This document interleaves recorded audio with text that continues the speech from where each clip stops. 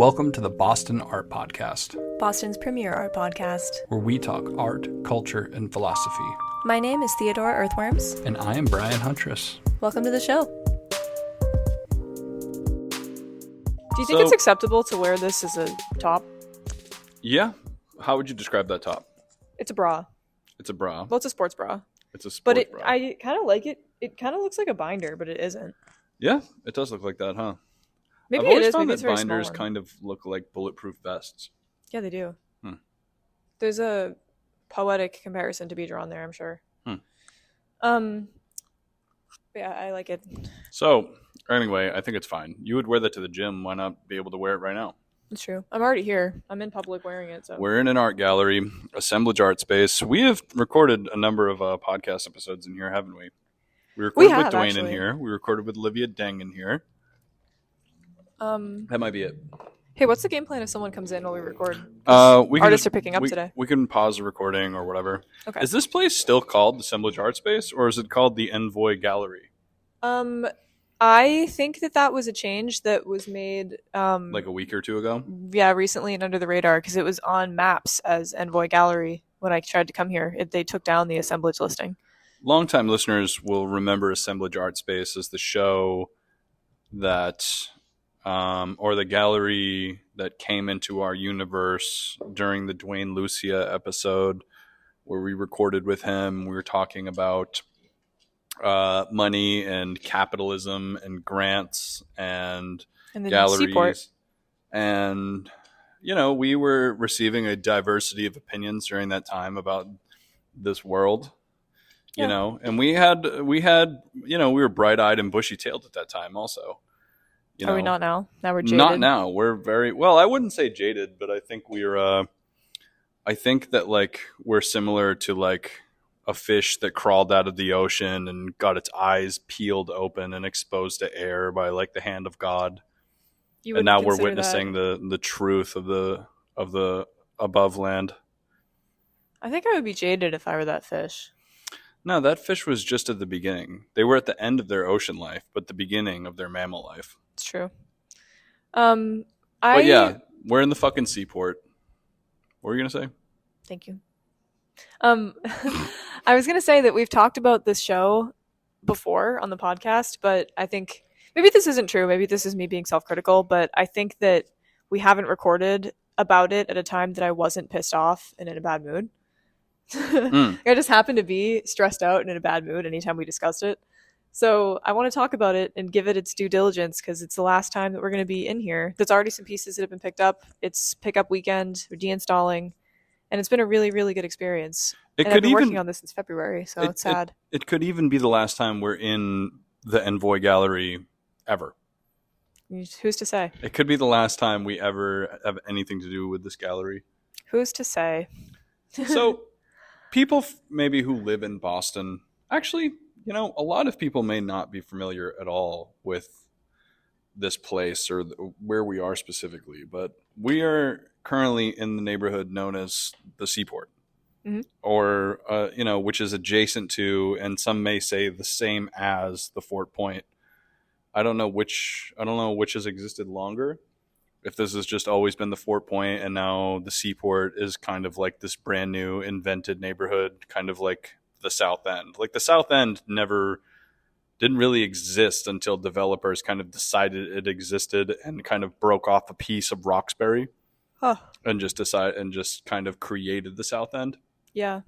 And I think the Seaport's similar to that because every old person we ever meet that talks to us about this area says that it was a wasteland of industrial buildings and boats and shipping containers. It was kind of like how Southie is, or how Southie used to be, really, but worse, maybe worse.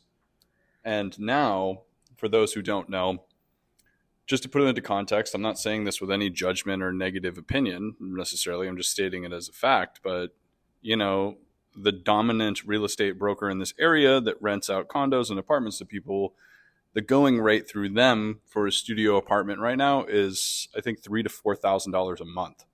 Yeah. To live in a studio apartment in the Seaport. Must be nice. I don't know what to make of it. Can you imagine how much a 3-bedroom costs? here. I mean, there's probably spaces in this little nook of Boston that could cost upwards of $10,000 a month. Yeah. Is that a harebrained notion to suggest? There's a yacht in the bay, like 30 feet away from us right now, so I doubt it. I could probably throw a yacht. You I mean, could throw a a rock. yacht? I could throw a rock at a yacht that is looks like it's being piloted by Jeff Bezos right now. Literally, if you look through the thing, Oh, I where the literally parking see car- there's a yacht right I there. see a yacht through that. Yeah, I do see a yacht. I think there's like a few of them over there. We just can't see it through the restaurant. Yeah, and keep in mind, I just want to say again, we're not necessarily saying anything good or bad about. Yeah, about it's this just thing. a fact. I look out the window. I see a lot of Patagonia. What else do we see? I see a lot of what's that company? Grey Goose jackets or something? Or You see Canada Grey Goose? It's June. Oh yeah, oh well, I don't know, just that type of Vineyard Vines. That guy has a Grateful Dead t-shirt on. Nantucket Red, a lot of Nantucket Red shorts, a lot of boat outfits. This is like, I don't know. What am I saying? I see it. You know what? It's a new word I learned recently that I think is hilarious. What? Is people talking about broccoli heads? What's that? Guys with that haircut, the TikTok haircut. Oh. You know the shaved back and sides of the head and it's curly on top? Yeah. They look like broccoli. That people make fun of them and say they look like broccoli. Interesting. Isn't that kind of hilarious? Yeah. But anyway, I'm seeing a bit of broccoli out there. That's all I was saying. Um. I don't know. I'm being facetious. I'm completely being facetious. Yeah. I'm definitely talking a little shit. It's just like I don't know what to make of this because I don't know. Stop me. What am I? I don't know. I don't know. I don't know what I'm talking about. Do you want to talk about the show? Yeah, I mean, I think in a sense, we are talking about the show in a holistic sense, because also for people who may not know, the Envoy Gallery is in this place that we're describing, with lots of wonderful people who live here, and it's a beautiful area, and there's lots to do. There's a lot of great restaurants, whatever. It's fun to hang out here. But what was so significant about the show, to me and to others, I won't speak for you because you're going to speak for you. But what was significant about it is that the art that is shown at the Envoy Gallery is absolutely not like this art at all. It's hard to characterize it at all. But and once again, I'm not saying anything bad. All the art that's been here before this has been great. Like previously we saw a show that was all sound sculptures and technological. Oh, that was really cool. Yeah. Installations, and it was done by MIT professors. And so maybe that's the type of thing you would see here is sound and technology sculptures and installations by MIT professors. Or you might see a show of large abstract paintings made by prominent interior designers. Very I don't want to say fancy, but I just mean like and then also it's not exactly traditional either, right? Yeah. Because traditional art you might think is It's a contemporary arts gallery that is usually, I feel like, representing, although it's not as a rule, but it seems to be that way just because this is probably a lot of the clientele of FPAC is people that are in the 4 Point area. So maybe there's like some unintentional self-selection there of like those are a lot of the people that are in the area, people that are professors or experts in their field. Yeah, there happens to be in the 4 Point art community in terms, not necessarily. So another distinction that I'll make very quickly before making my point is that there's a difference between the FPAC 4 Point art community and people who are artists living in the 4 Point. Like a lot of the artists that are just living on A Street or 300 Summer or whatever. Not all of those people are necessarily a part of FPAC, but that's true. But what does make up a lot of the people who live in those spaces, who may or may not be members of this thing, for some reason happen to be tons of architects. And interior designers. Just to clarify a little bit more, in case you haven't already heard us say this a million times, FPAC is the nonprofit entity that runs the gallery space assemblage or the Envoy Gallery. Same entity. Yeah, they're renting it, I guess, and are the stewards of it. We longtime listeners will also remember that Dwayne was the president or something, or he had a leadership role in FPAC. Probably from like the 70s or 80s all the way up until a few months ago or whatever, or earlier this year. and it's currently under new leadership or management. And yeah, we don't really know them, and that's okay, and they're doing their thing. But what's interesting, though, is that this is called Fort Point Art Community, right? Yeah, that's FPAC. Referring to the Fort Point, which historically was, during industrial post-Civil War Gilded Age America, was probably hundreds and hundreds and rows of factory buildings with workers toiling away, making fucking light bulbs and shoes and matchboxes and whatever the fuck they were making in these factories. Yeah. And eventually, in post-industrial America, all of those factories, as we've discussed many times on the show, died, and all of our work went overseas, and those buildings became vacant through the latter half of the 20th century. And at that time, they became occupied by squatters who were the artists that originally made up the Fort Point Art Community. Yeah. So it wasn't bougie.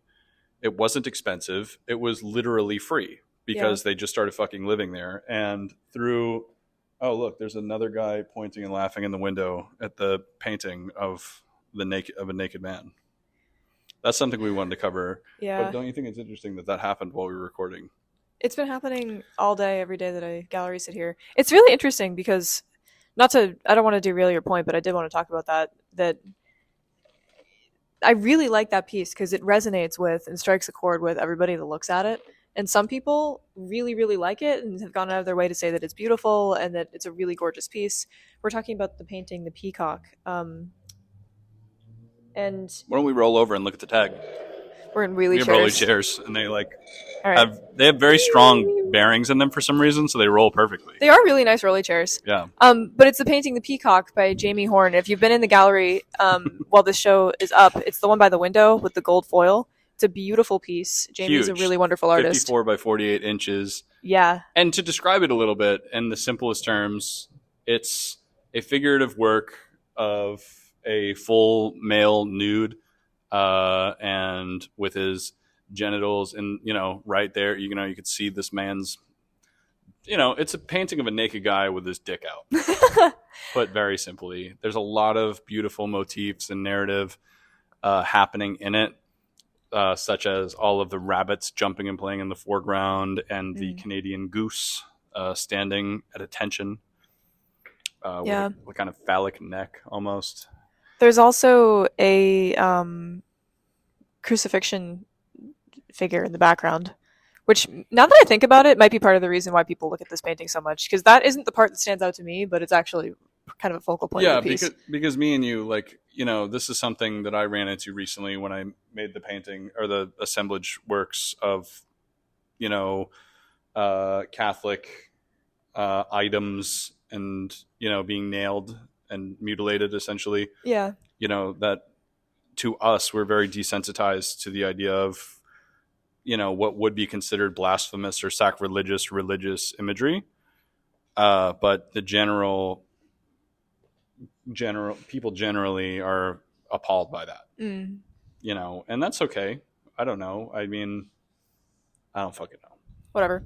Fucking assholes. Shut the fuck up. That's what I have to say about it. But what's happening a lot with this painting is it's right by a window, and every single time we've gallery sat, people walk by, notice it, and go and point at it and take a picture, and people. There's a strong reaction, and the reactions vary, and it's really interesting because it's really telling about the person that's looking at it, what their response is. I've noticed a lot of I don't know, you can't assume anything about anybody from looking at them, but regular looking guys look at it, laugh, get really uncomfortable, tell the people in their group to look at it, to the point where I've seen earlier today, this guy was out here with his family, and there was a woman with him, maybe his wife, who he was he forced her to look at it and was laughing at it, pulled her over to look, and she was like, oh, nice, and went back to what she was doing, and he was still talking about it. You could see it through the glass, and he could see me looking at him, but it was he had to say something about it, which I just thought was a really funny. And it's interesting because there's something that feels to be frank, to be blunt, homophobic and disrespectful. Yeah. About them pointing and laughing and being whatever. But then there's also I guess to devil's advocate myself a little bit. You can't hear what they're saying. Yeah, and I mean there could be. I mean, I'm sure it wasn't lost on this artist that there's something whimsical and fun and shocking about the painting. Mm-hmm. And I obviously that seems obvious to. It seems like it's very clearly intentional. There's a peacock and a ghost and Jesus and these animals in a living room and a naked guy. So there could be something to be said about them maybe connecting with the viewer through a little bit of surrealist comedy. You know what? I'm going to pull up the artist statement because I have it on my computer. Roll over there. Well, you can probably hear the rolling chairs. Skateboards. From what I remember of the artist statement, I should have put it up on the wall. I ran out of time and the printer stopped working, so I didn't put them all up. Space. I mean, it's you did quite a thorough curation of the show. Thank you. Please pull up the artist statement. The artist statement, from what I recall, though, was about being closeted, and it was about like self-image and while the artist was in the closet, like how they felt about that. I believe, to paraphrase. Let me pull up. God, I have so much in my fucking Google Drive. It's okay. It would be here. Filter down. Jamie Horn, who is on Instagram under Saint Jamie, Jayme, if you're interested. I highly recommend checking out their work. Let's hear the statement. I'm looking for it. Oh. Okay. Oh, so it's just a pretty small one. It said, "This painting was an early exploration in my ideas about using the figures in the piece to explore the concept of open, closed, in the closet, out of the closet, etc." That's interesting. I get also, and I want to return to this point we're making right now, but to finish what I was saying earlier before we noticed that guy laughing in the window, what's interesting about the change in this area right now is when you consider the history of Fort Point and the Fort Point art community and why it existed, it's because all of these artists were squatting in these buildings and living there illegally because there wasn't, maybe for them specifically, there wasn't available housing and studios or something, or maybe they just liked I don't know why the fuck they were there, because we've also heard from many boomer aged artists and older that their apartment on Mass Ave was $5 a month in 1971 or whatever it's like, yeah. So it's like I don't know what to make of it, because we hear that studios and apartments back then were insanely cheap, and then we also hear from the stories of the Fort Point that they had to be there because they had nowhere else to go. Whatever it is. I'm not poking holes in anything, but like, I guess what I think is like interesting about that is that the Fort Point still has this very rustic, working class feeling to it. Even though it maybe it is by definition an affluent area right now, but historically and visually, it feels like an old Boston neighborhood. But comparing that to the contrast, do you disagree? Or maybe don't. I mean, I guess it's right next to a shipyard. There's like shipping containers and construction workers everywhere, and it borders old, real South Boston as well. I see what you mean, and like the bridge and stuff being there, but I feel like I just want to clarify too. I'm not talking about where we currently are when I'm talking about that either. Oh, okay. But I'm talking about like where. Well, I shouldn't say that. Where literally like A Street. Yeah. That's like what Fort Point actually is. Like in Summer Street. Yeah. Well, but then when you put that contrast up against what the Seaport is right now, where we currently are, and by that I mean where the ICA is, where fucking Trader Joe's is, and all of these new restaurants, Smokehouse, Lolita's, Pink Taco, what have you, or Envoy Hotel. It's like this is a brand new neighborhood for extremely high paid, affluent young people. Yeah, is what this. I mean, I'm not in their fucking boardrooms listening to their plans. What the fuck do I know? But when you look around, you don't really see. There's children because families bring their kids to the fucking children's museum, which is right next to us. But what you really see is young, affluent, beautiful people that are aged 25 to like 37 or something. Yeah. That all have whatever. I don't know. I guess so. It's interesting because the Fort Point art community started the way it did. Its mission is to represent artists and give artists opportunities, but it's found itself operating in this area that, with It's love, changed. peace, with love and respect, is not exactly facilitating art making by people with no money or with opportunities, or like, you don't see them. I think it's you follow the money. Where is it coming from? Where is it going? Who is it going to? Whatever. I don't know. I'm not talking shit about anybody or whatever. Yeah. But it's. I mean, you've been saying this a lot recently. The proof is in the pudding. Have I been saying that a lot recently? You probably said that like 18 times in the last like month. That's like really. I don't like that about me. It's okay. Sorry, I didn't mean to. Well, I do to want to shade say your also pudding though, analogy. like to just highlight some positives about FPAC too, and that you don't have to be a resident of the Fort Point or even a resident of Boston to be an FPAC member, and it's $100 a year to have a membership. It is changing hands right now, so some of the things about it are changing. So I don't really want to speak to the benefits because that might be a shifting thing. But we don't you can know always, what they are. Yeah. But you can always look at their website for more updated information or get in touch with the program manager, Madeline Farmer, or their new executive director, Mary Kay. They both have really great information. And it is a really great organization. There's people that have been involved with it since the 70s that have been here throughout, like Dwayne. There's a lot of other people too. So, I mean, it's a really interesting time for them because the landscape that they're advocating to has changed, and the artists that they're advocating for have changed and are changing, and it's just a really interesting dialogue, which all of Boston is kind of dealing with, the Boston art scene. If I could cut in though, and just to state explicitly, we're not condemning them, and we're also not telling you to sign up. Yeah. We're not telling you to sign up for this or to pay the $100 a month. Yeah. But no, year. Year. We're definitely not telling you to do that. Yeah, definitely not telling you to spend $100 a month. Or a year. But yeah. I just think it kind of reminds me of an interesting question, because it's something a little exercise I did a few months ago. I still have the list in my bag right now, but it's absolutely not a complete list, but it's quite exhaustive in my opinion. It is a list of probably maybe close to 100 arts organizations and associations in eastern Massachusetts, Rhode Island, and New Hampshire. Nice. Some like one is like the Chelmsford Art Association. Yeah.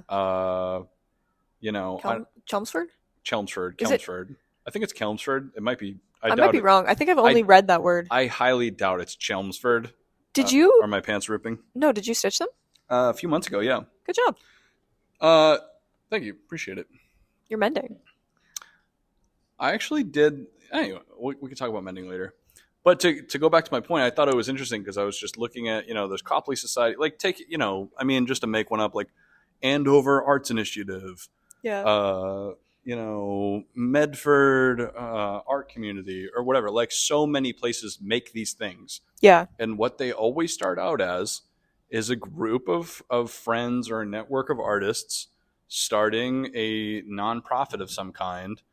It's usually advocating for low-income creators too, most of the time. Yeah, I guess. And then they solicit dues, almost like a union. You could compare it to a union.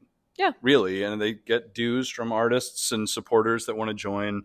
And those artists and people who join are usually given a list of benefits associated with their membership. Yeah. Some of those might be reduced submission fees to their annual group show. It might be a solo show lottery at their main gallery. So maybe if your name's drawn, you'll get a show next year. The opportunity to curate. Or you get a little square of advertisement in a pamphlet. Yeah. Or a lot of them will have community curating opportunities. And I'm just saying, like, a lot of these places are fine. They're completely fine. they usually are serving smaller communities. But, one thing I just want to attach onto the end of that is that you will often see, or I have been seeing a lot recently in my professional life is, we're starting to understand what's happening on the back end. Oh, should we pause or? Oh, just a guy just looking in the window. He came to visit before. Oh, cool. I don't know if he's stopping in or not, but that's okay. But what you start to see on the back end is you start to realize, okay, let me say this. Oh, is the guy coming in? Maybe. Oh, okay. We'll do a little pause in the recording. Okay. All right. Okay, we're live again, and hopefully that wasn't too weird of a cut. But maybe I should go back in and edit it and make it a little bit smoother. But I guess just to finish my point, is that it's a follow the money situation once again when it comes to these art organizations, because they're not a bad thing. Most of them are trying to do something good, but you will just keep in mind that if you ever meet somebody that is saying, oh, we need to use our power as artists to improve this community and get art into this community and give artists opportunities, I'm just saying, not always. There are people that do that and they are authentically trying to benefit their community in a positive way. Yeah. But occasionally, and a lot of the times, there is a man behind the curtain, and that man owns all of the property and is trying to increase the value of his real estate assets. And part of that operation probably includes festivals and block parties and advertisements and ads with young people playing fucking what's that fucking game? Cornhole on a rooftop deck at an outdoor bar and playing pool in the apartment building lobby. And you know what I mean? It's I'm just saying, I'm not saying this about any specific thing at all. I'm just saying that sometimes the arts organization is actually just a real estate developer with a mask on. I think it's a little. Yes, in terms of function, I think I agree with that. But from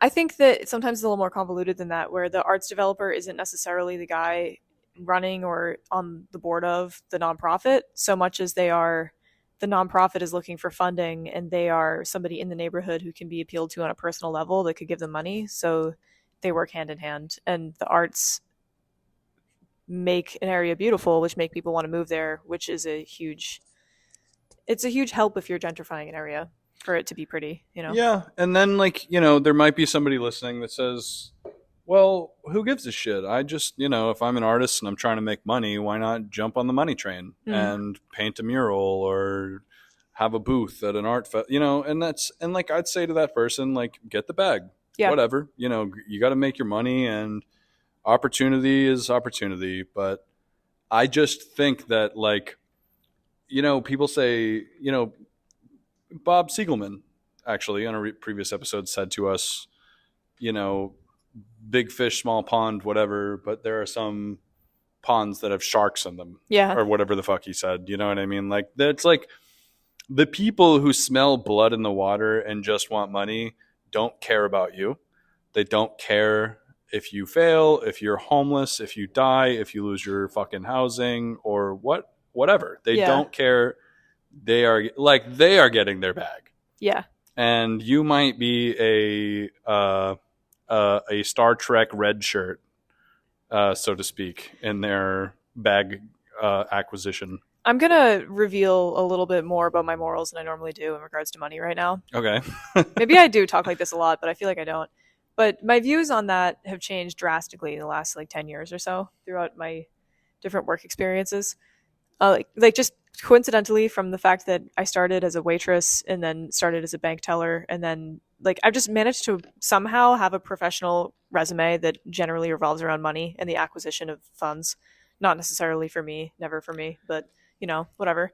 Which is parallel to my arts career. And what I've decided at this point in my career, or what I've observed, is that if you are an artist that is poised to do a mural for a recently gentrified neighborhood, or somebody's asking you to do an install in a new skyrise apartment building that was just thrown up, on what used to be an elementary school or something.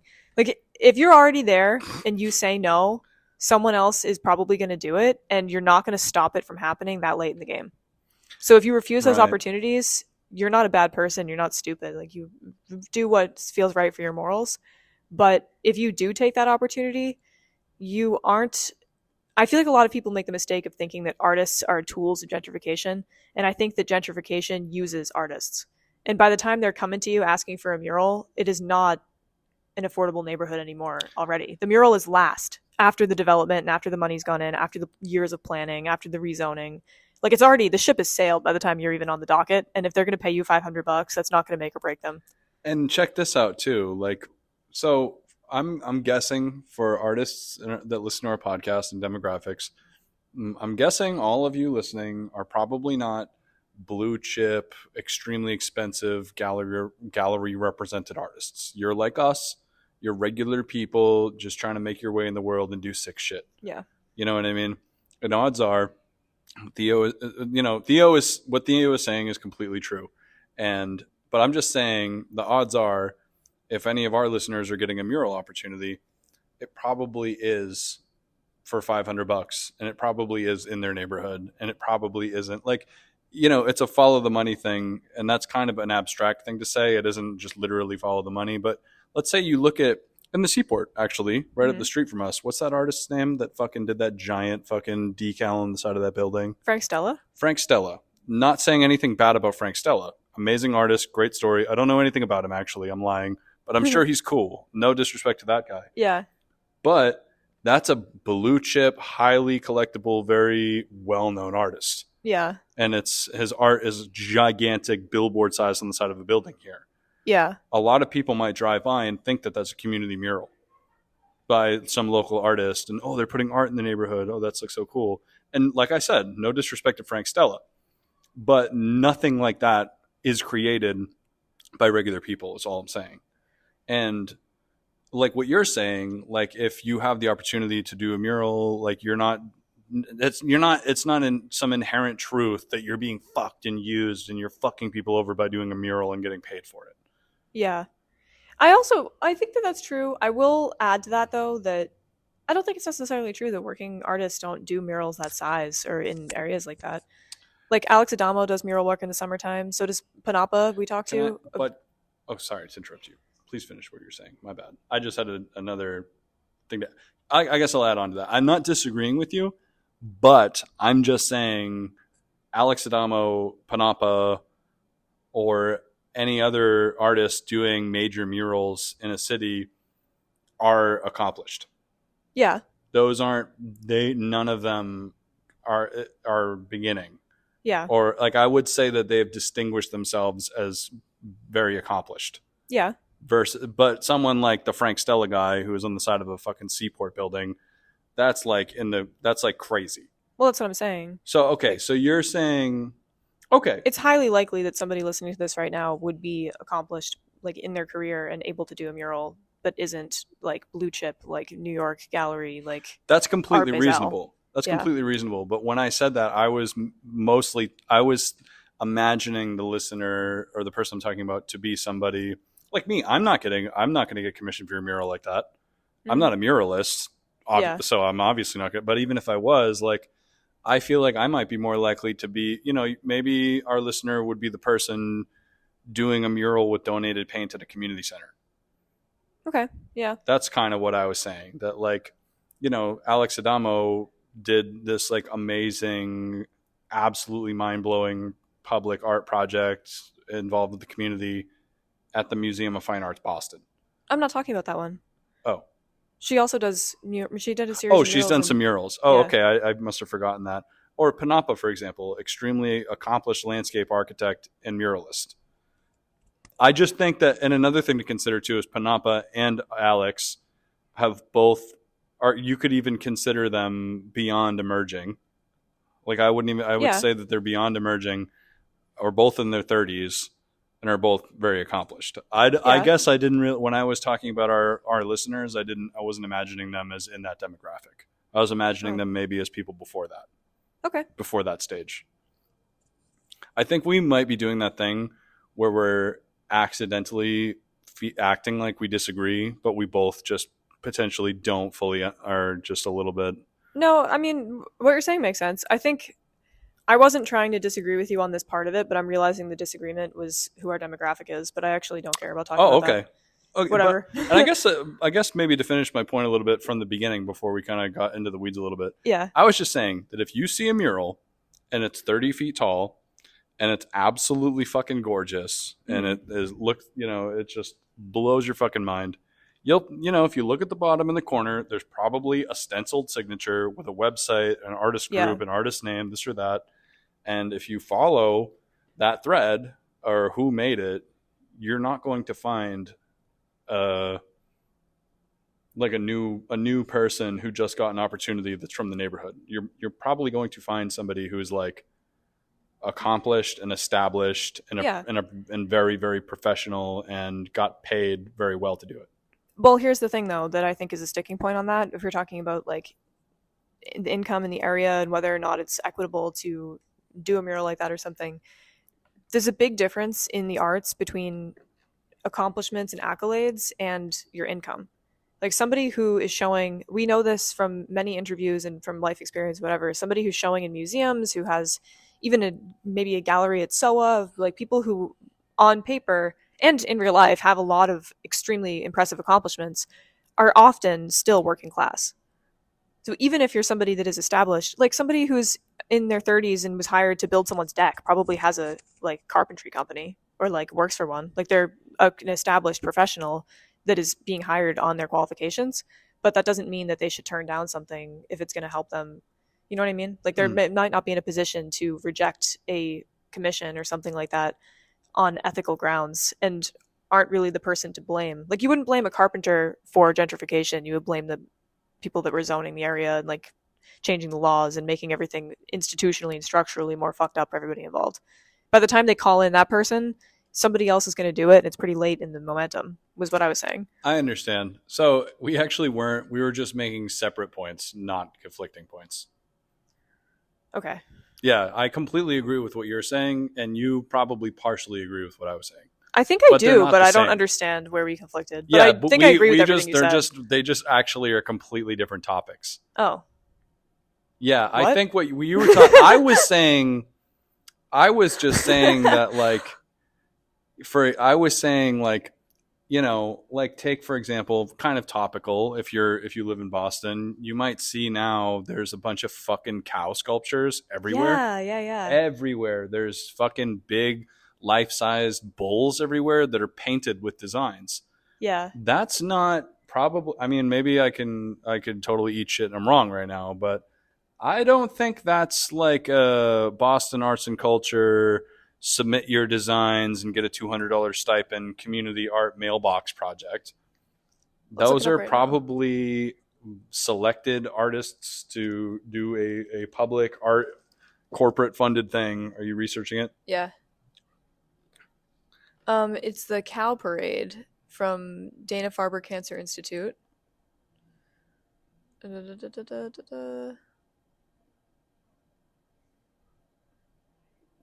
This,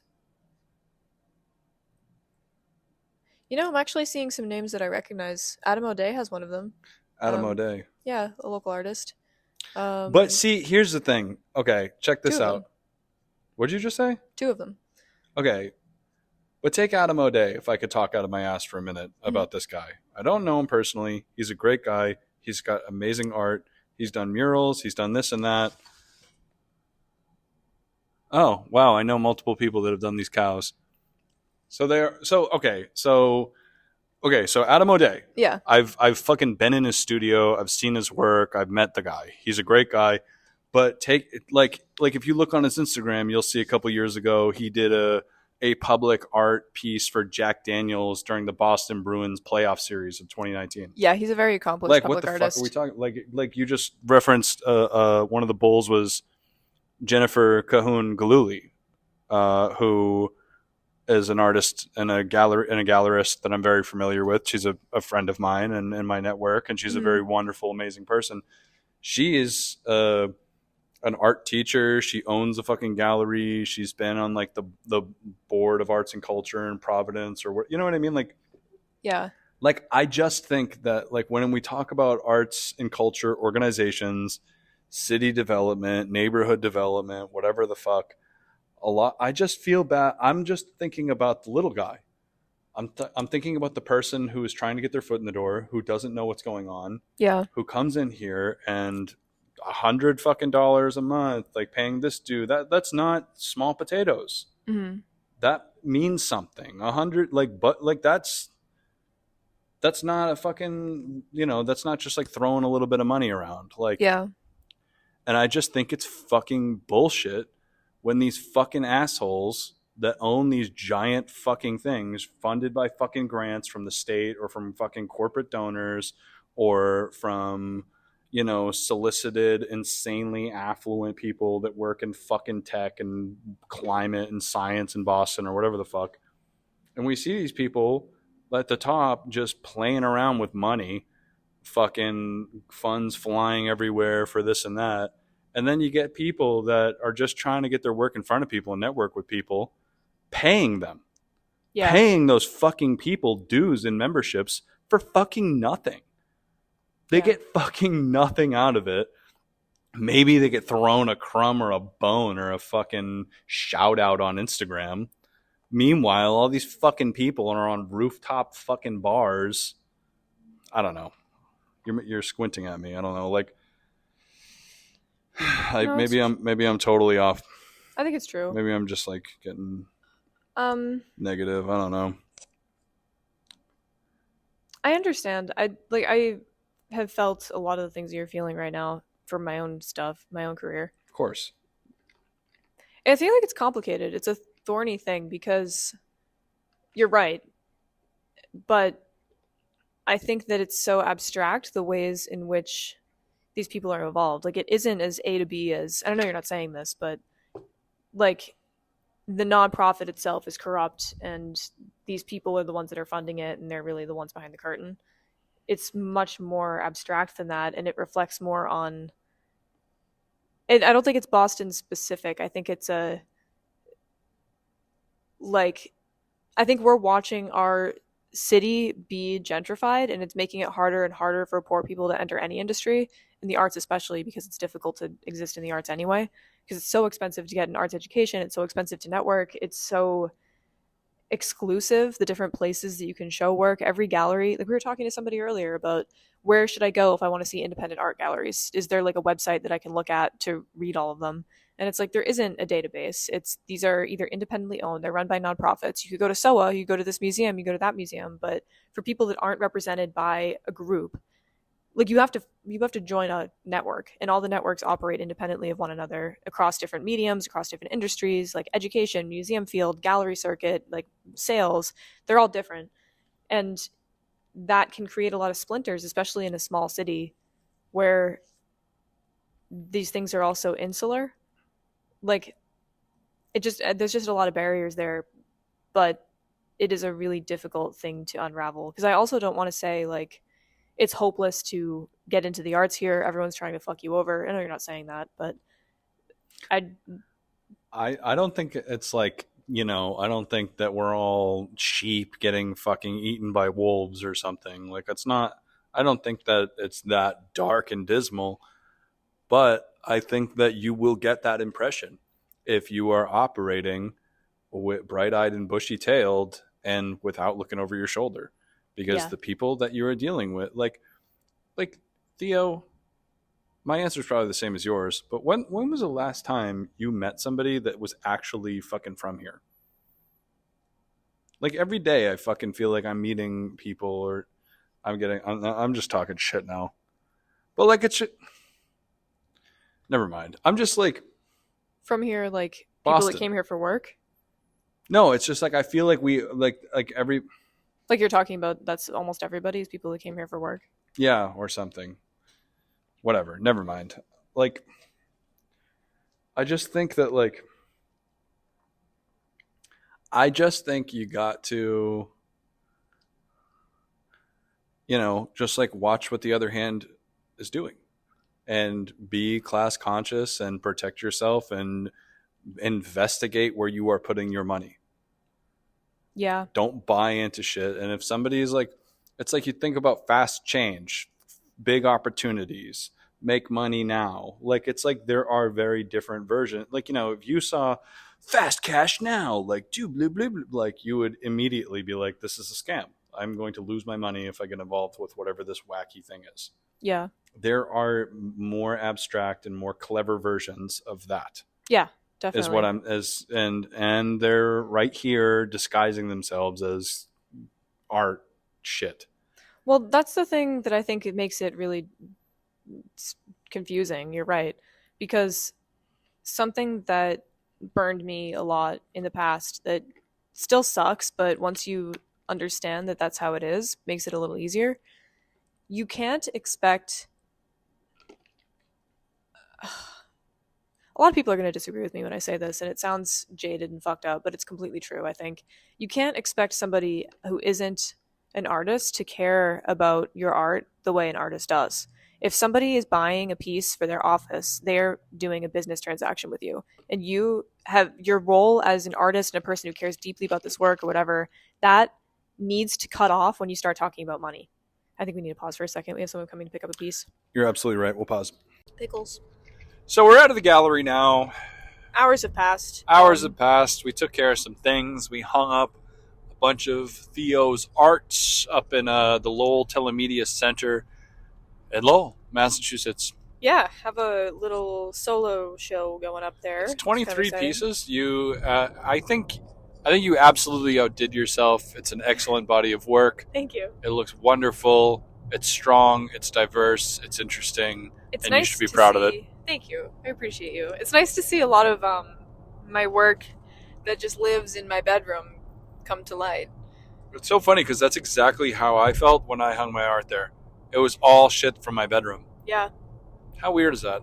Which is really crazy because I feel like some perspective can be lost on the two of us because I talk to you about my work more than anybody else. You might be the only person I talk to at this level about my work. And the podcast.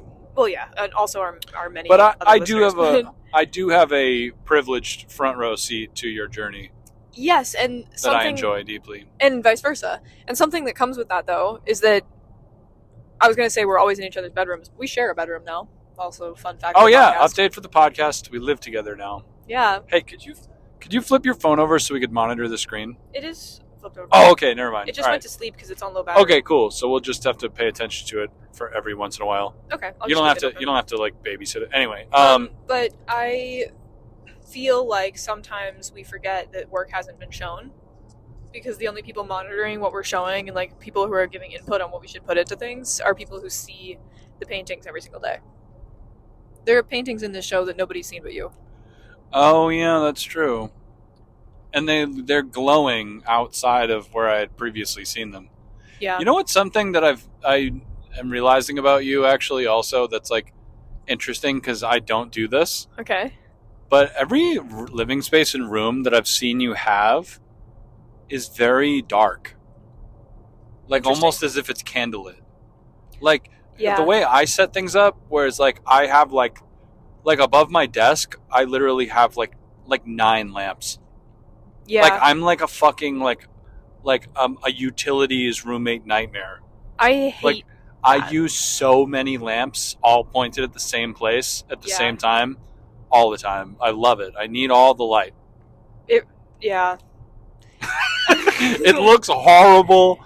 It gives you a headache sometimes, but I need that. But it's almost as if the room's lit up by like wall sconces.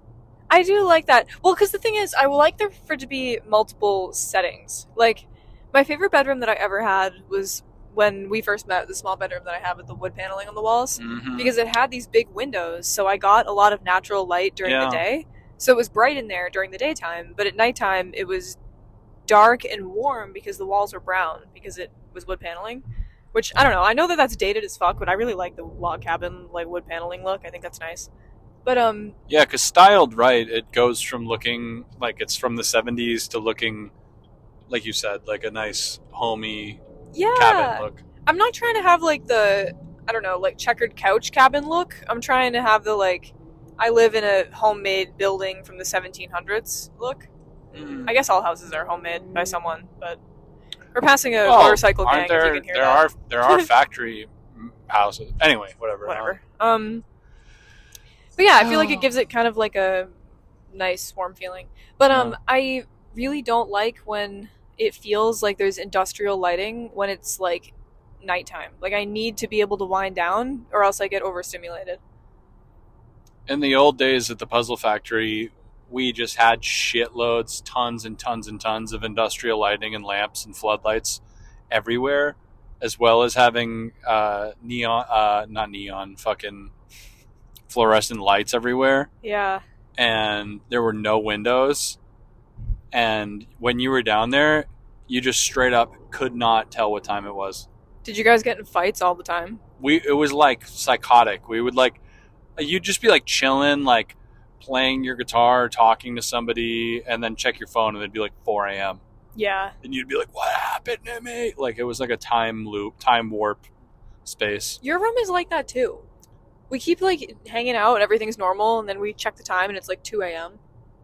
Well, that's because it's really easy to stay on a normal sleep schedule when you're alone. Like when there's nobody else around. But I think the reason that we stay up is because of busyness, because we are trying to cram so much shit into such a small amount of time. Yeah. And because we're talking to each other. Like conversation makes you stay up so late, you know. And we watch a bunch of shows. And we try to be artists, we try to have jobs, we try to organize things, we try to have a podcast, we try to watch hours and hours and hours of TV and listen to podcasts and have friends. All in like... And work. And eat sometimes. Yeah, and go to family gatherings. Yeah. Of two families. Yeah. 2 families. And it's the funny part about that is we actually do all that shit. We manage it somehow. Yeah, it's fucked up, dog. Yeah, you're right. I think something I feel stressed out just talking about all this. No, they're nice things. They're good things. They're the things that make life worth toiling for. And I babysit now. I'm a babysitter, dog. Yeah. I mentioned on the show, I'm sure, that my sister had a baby, and now I am one day a week for just a couple hours babysitter of this little homie. You're like the third tier caregiver. Dude, he's just a little baby and he can't talk. He has no teeth. He has 1 tooth almost. He's just starting his first tooth. He's 7 months old. He's just setting that shit up. He might be he's getting closer to, I don't know, whatever. But yeah, he's like 7 or 8 months. He's like getting up to 8 months. We haven't had the 8-month pick yet. He's not 8 months. But dude, he's just like, you just look at him and you're just like, what the fuck? I would literally kill a person for Reed. Yeah, me too. I look at him just like, I would die for you. Yeah, you're it's just the like, best. You just look at him and you're like, dude, there's just a infinite, like, dude, when he's the age that I am now, I'm going to be almost 60. I don't like thinking about that. He does make me feel how fucked is that? Like time is passing so fast. He's just a little guy with his brain is soup. He has no teeth. He can't use his arms and legs. He's just like a little He's so guy. Present though. Like I don't know. I feel like it's really interesting because I spent years in college studying child development, like specifically babies in his age group, but I've never really been around a lot of babies. Like actually hanging out with the baby and seeing how he works is like fucked. He's the only baby I've held. Well, yeah, he's probably like one of the only babies I've ever held. Yeah, me too. I don't know. As an adult, 100%. Yeah, the last time I held a baby was my brother, so I was 5. Yeah, that's fucking crazy. The first baby I ever held was probably my niece, Marissa, and I was 10. Yeah. Holding a baby as an adult is scarier because you have like a concept of what would happen if like you drop them.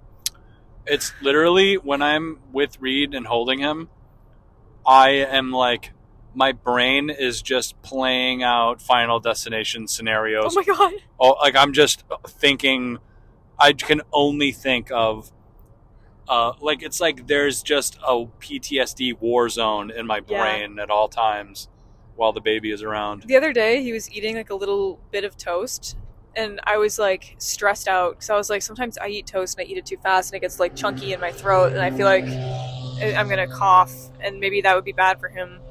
Like, I was just like scared. If you coughed around him? No, if he got too much toast in his throat and it was like a chunky mess. God. But I don't think that's possible. It's stressing me out. He's eaten toast so many times and it's fine. Yeah, the only problem is that I've been noticing in him eating is that despite him not having teeth, he's developing, like, you can see him trying to use canines that he doesn't have. Yeah. Like, he uses that same part of his mouth that you would be biting with despite him not having teeth. I think he must have his teeth right under his gum line, because I've noticed that, like, he had a big strawberry the other day and he bit a chunk out of it with his gums. Exactly. That's what I'm saying. Like, something has to be hard in there. He bit a piece off of an orange peel. That's crazy. That's like a pretty hard That'd be difficult for substance. me to do. Yeah. It'd be gross for sure. Is this still recording, by the way? Yeah. I'm kind of nervous about it. Sorry. No, it's recording. You're good. Our recent mishap. We didn't get to discuss it on our last weird bullshit episode that we put out. Sorry about that, everyone. Everybody. I kind of refused to record that day. You refused to record. You kind of were having a bad day. And it was midnight, and we realized we didn't have an episode, and I was like, no, I'm taking a fucking shower. AI conversation. Our mics died. And we didn't notice while recording. For like 30 minutes. Yeah, for a while. So there was just a whole lost episode, basically. There. I made some really salient points, too, and I don't remember what they were. Dude, it's always the episodes that fail somehow where you feel like you sounded the absolute smartest and most insightful. Me specifically? No, just, people. Oh, because I was like, recording. Because that is how I feel when I'm recording. Oh, shit, damn. I gotta get gas now. That's okay. We need to record longer than the next 5 minutes anyway. I got heavily distracted by talking about Reed.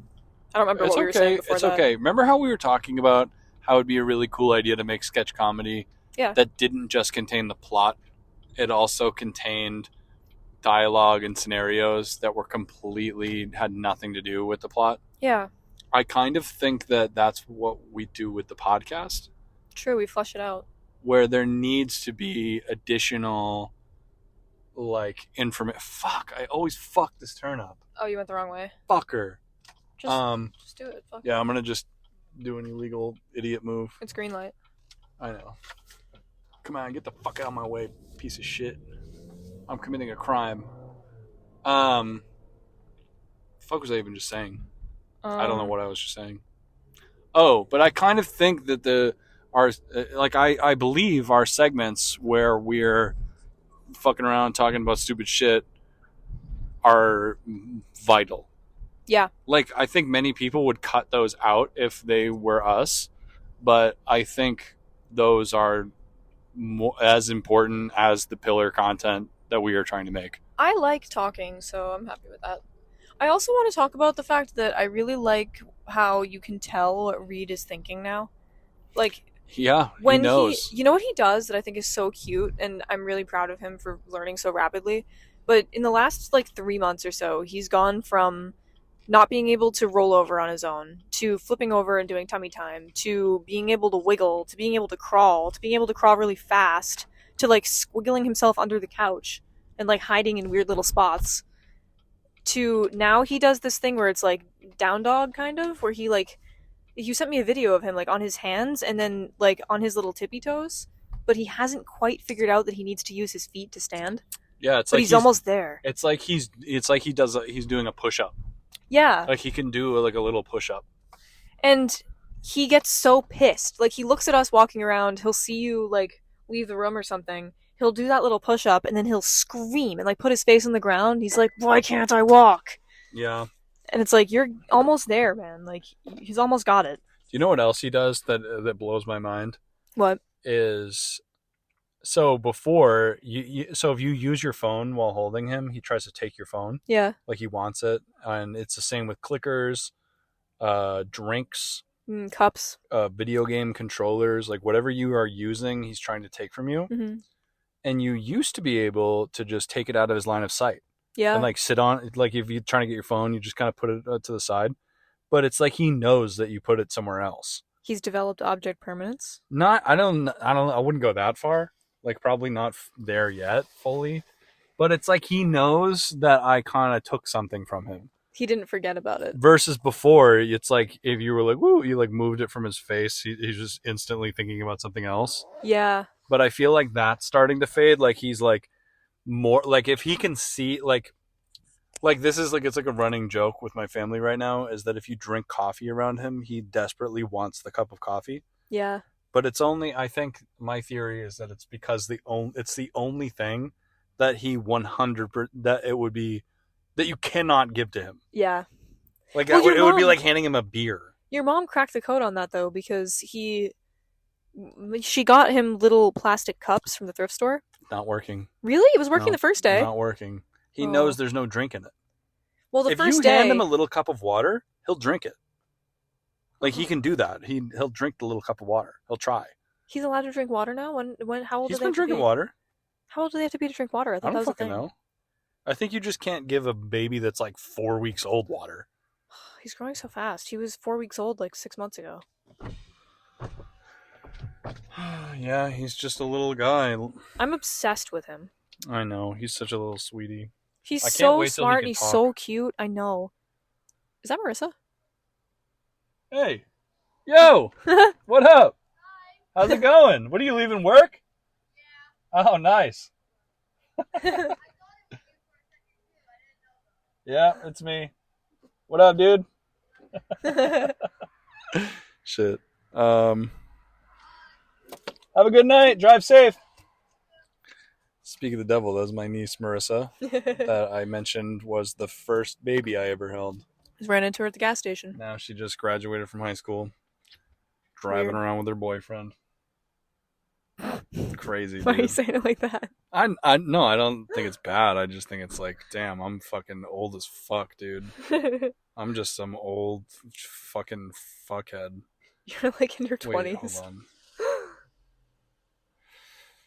Well, I'm 27, and as by pretty much all or most metrics, that's absolutely young. But Yeah. in my mind, I'm basically a fucking ancient being. Yeah. I was thinking this, by the way. We were talking to someone earlier about we were talking about a podcast we recorded with somebody who's 21 or something. Yeah.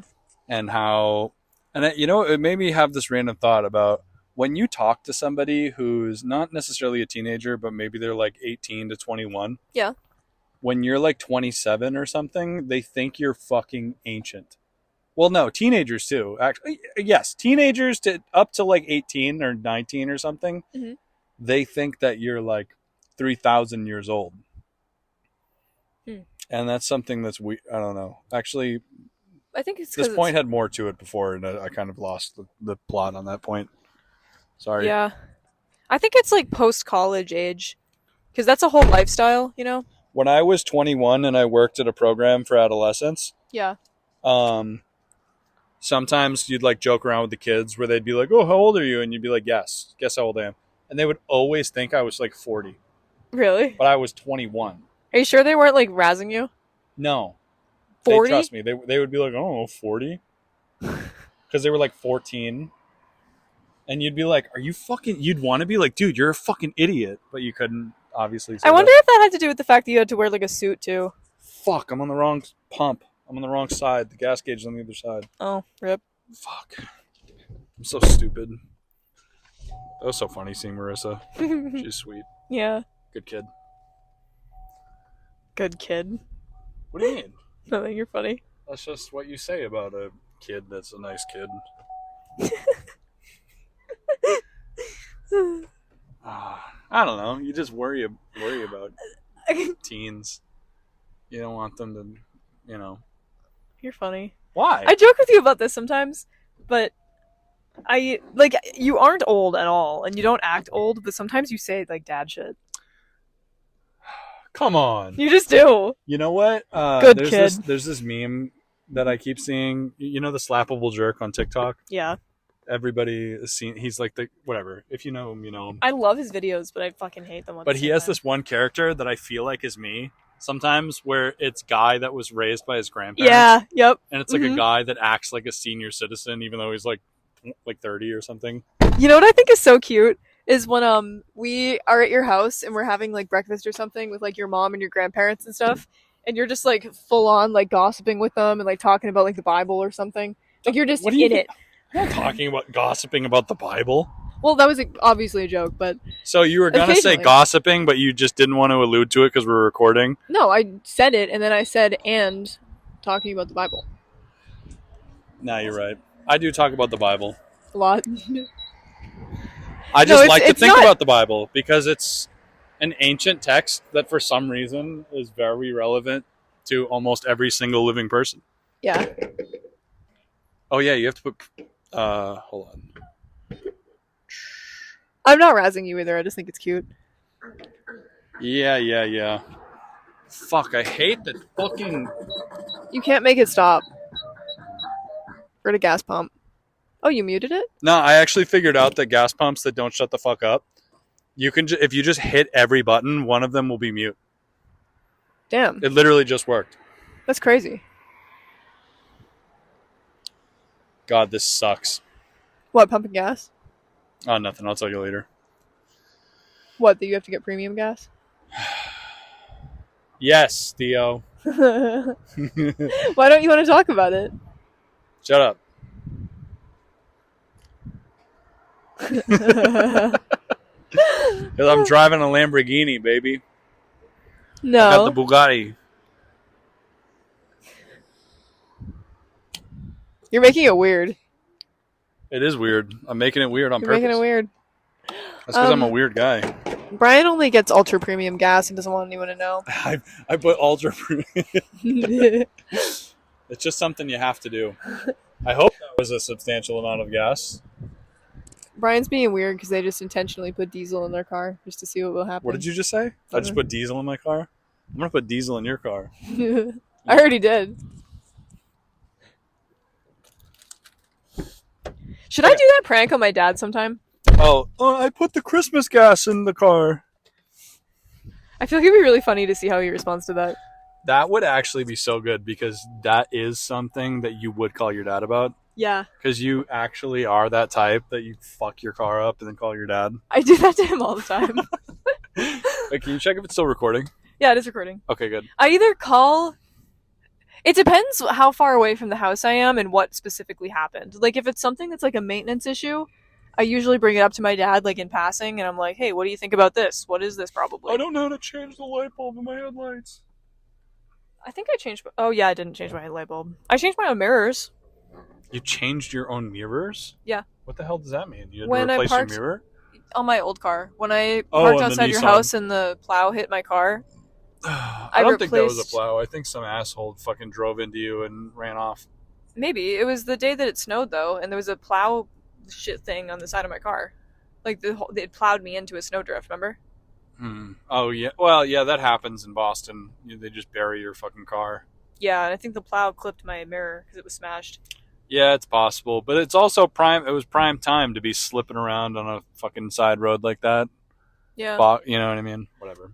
But, I There's no way to know. replaced my own mirror after that. That's pretty cool. I feel like we were on a topic and we kind of We were just talking about Reed. Just talking about Reed the new guy. Reed the new guy. The new guy. Baby Reed. We were talking about how when there's a baby in a family, it's like their prefix is baby. It's like Mr. Baby, Baby Reed.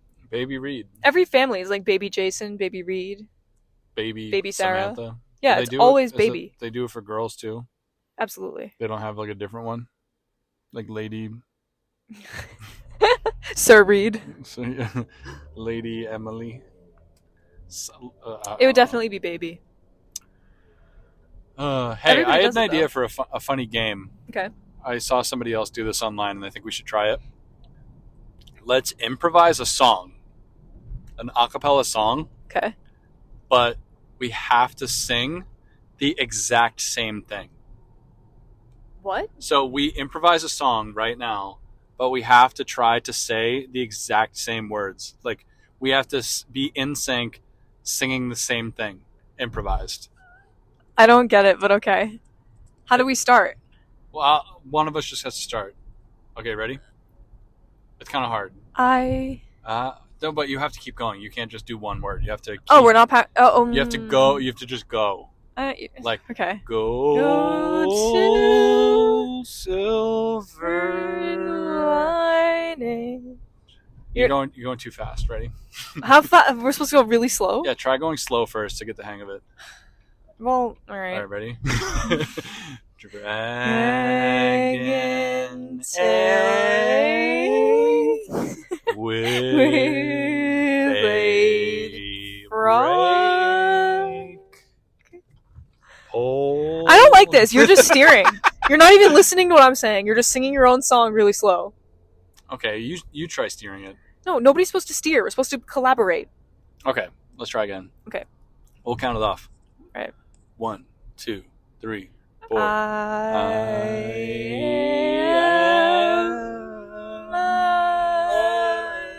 This sucks. If we just started. All right, you have to get at least a line. So now you're committed. Yeah. Okay. You can't just propose an idea and then quit. Okay. Are you baiting me into being committed? Is that what happened? No. Because I am now. Oh, I didn't want to do it when you first suggested it. Okay, now okay. all right. Driving a car in the night. Fuck, that was pretty close. Yeah. That was good. We were like horribly off pitch. But that was close. I think we're going too slow.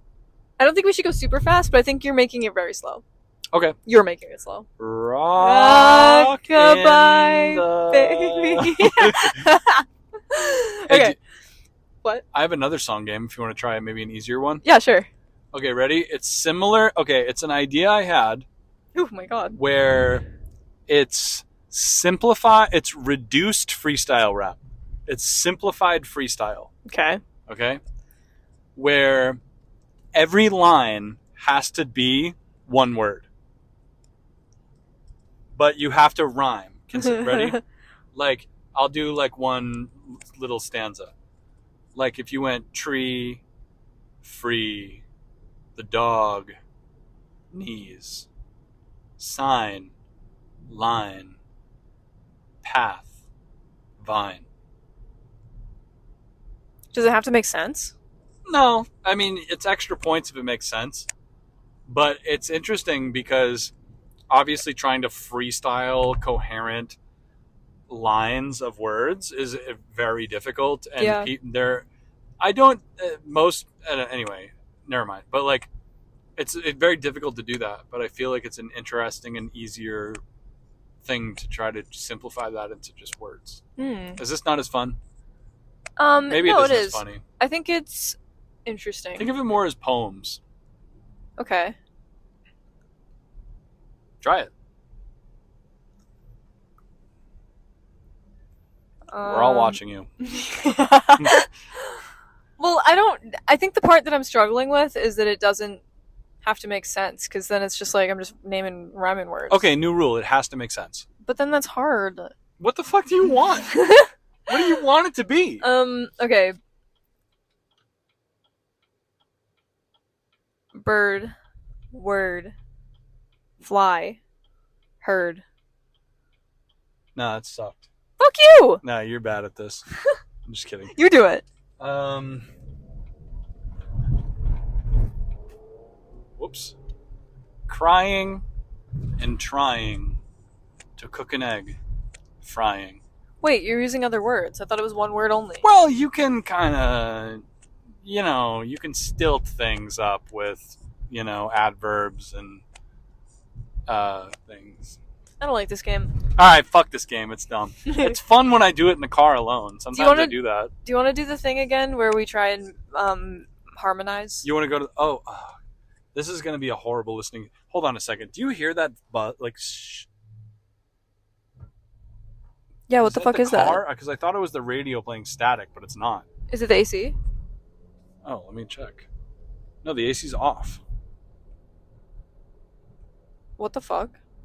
I don't know. Let's ignore It's it. behind us. I know. That's why I thought it was this. Is this open? No. Huh. Alright, I don't know. Whatever. That'll be a bad listening experience. Let's not do that. Okay. Blah, blah, blah, blah, blah. We had a very negative conversation earlier about art and the art world and arts things. Yeah. We were pretty pissed off.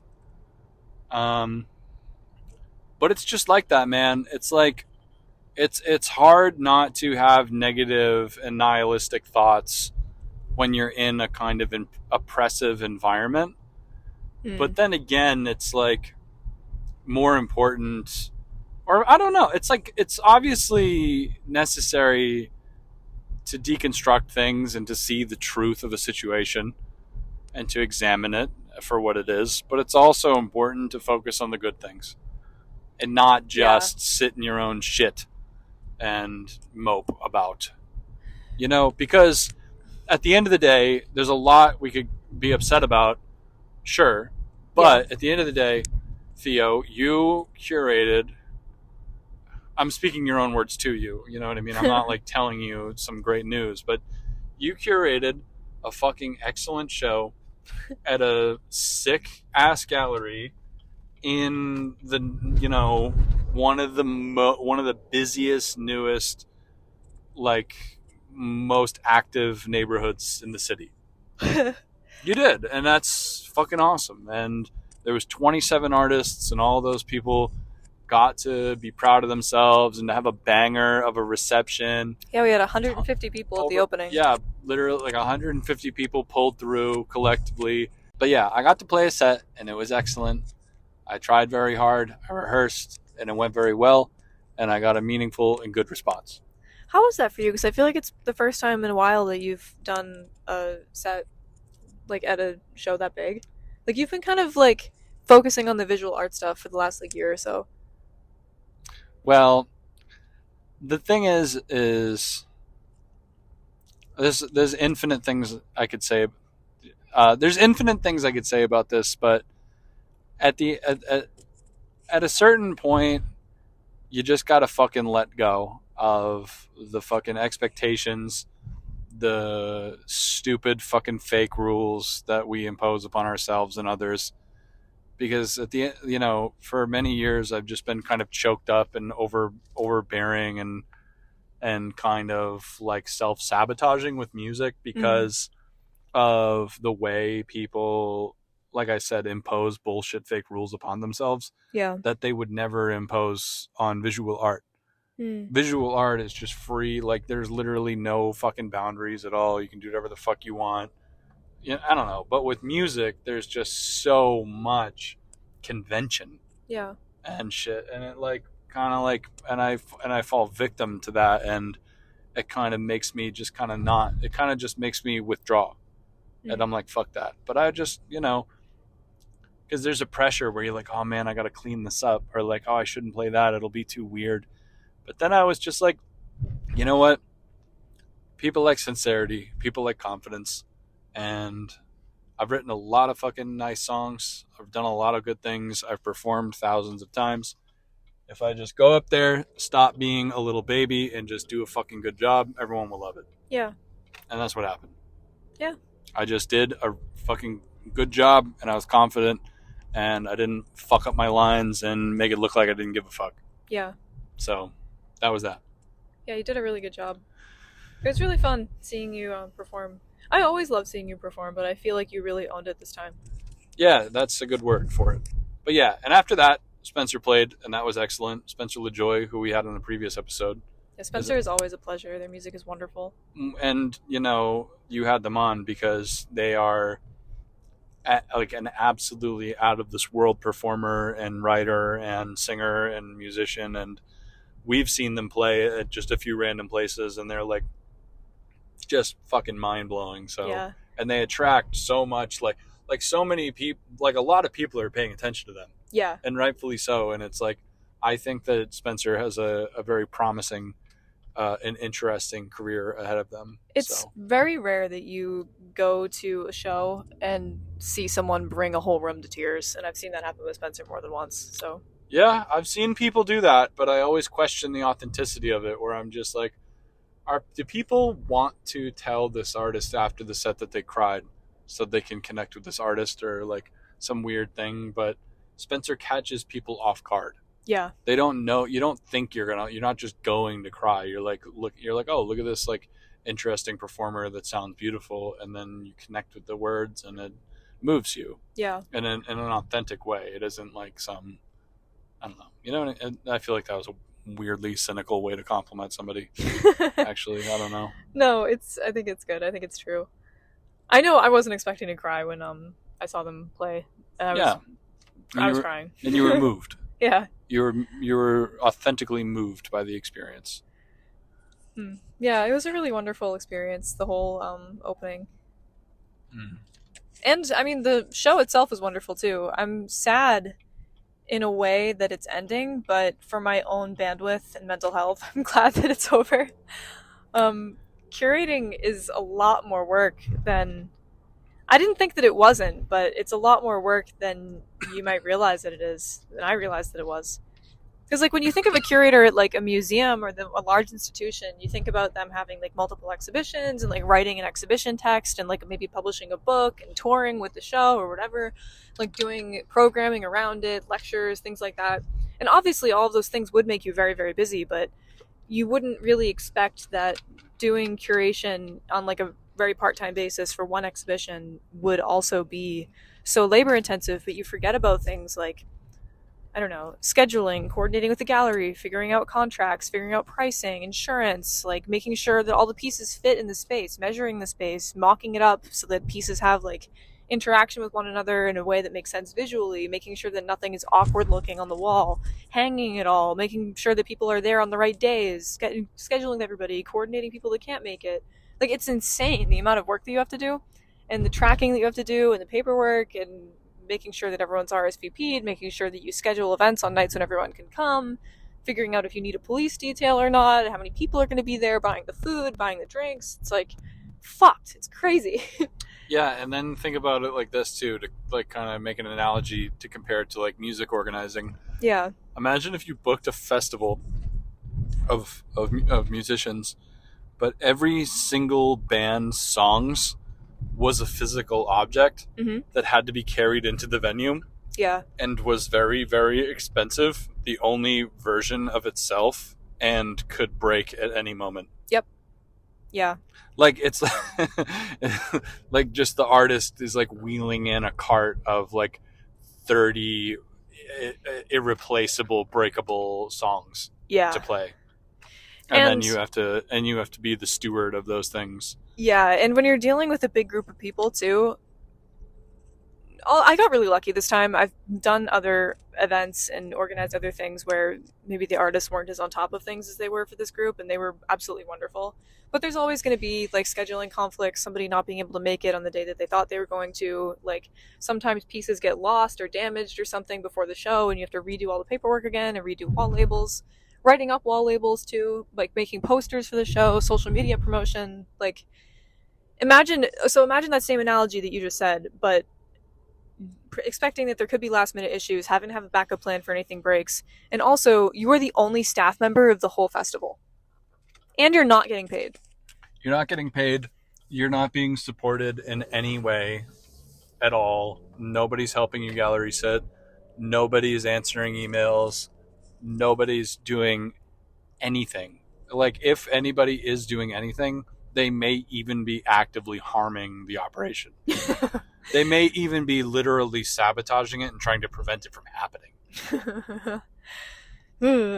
So, yeah. Like, so much for a fucking Pride show.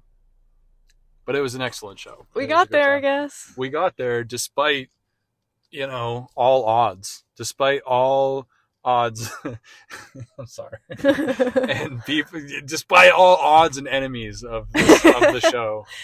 Yeah. All of the haters who tried to bring it down. The haters. All of the fucking people. No, I mean, yeah. I said, fuck, do we have to do this? At the end of the day, a group of upwards of 30 people were fucking wonderful, and I got to forge professional connections with people whose work I really respect and admire. I got to meet people and see the work that I hadn't seen before. That's another thing, I didn't even mention this, is that the actual curation in the very beginning came from an open call. So I just posted online everywhere, told people to spread the word, put up flyers at my job, like told every fucking buddy I've ever met and ever could know that I'm looking for art by queer people. And I think I got over 60 different artists submitted, maybe over 50, and it was 130 pieces-ish altogether.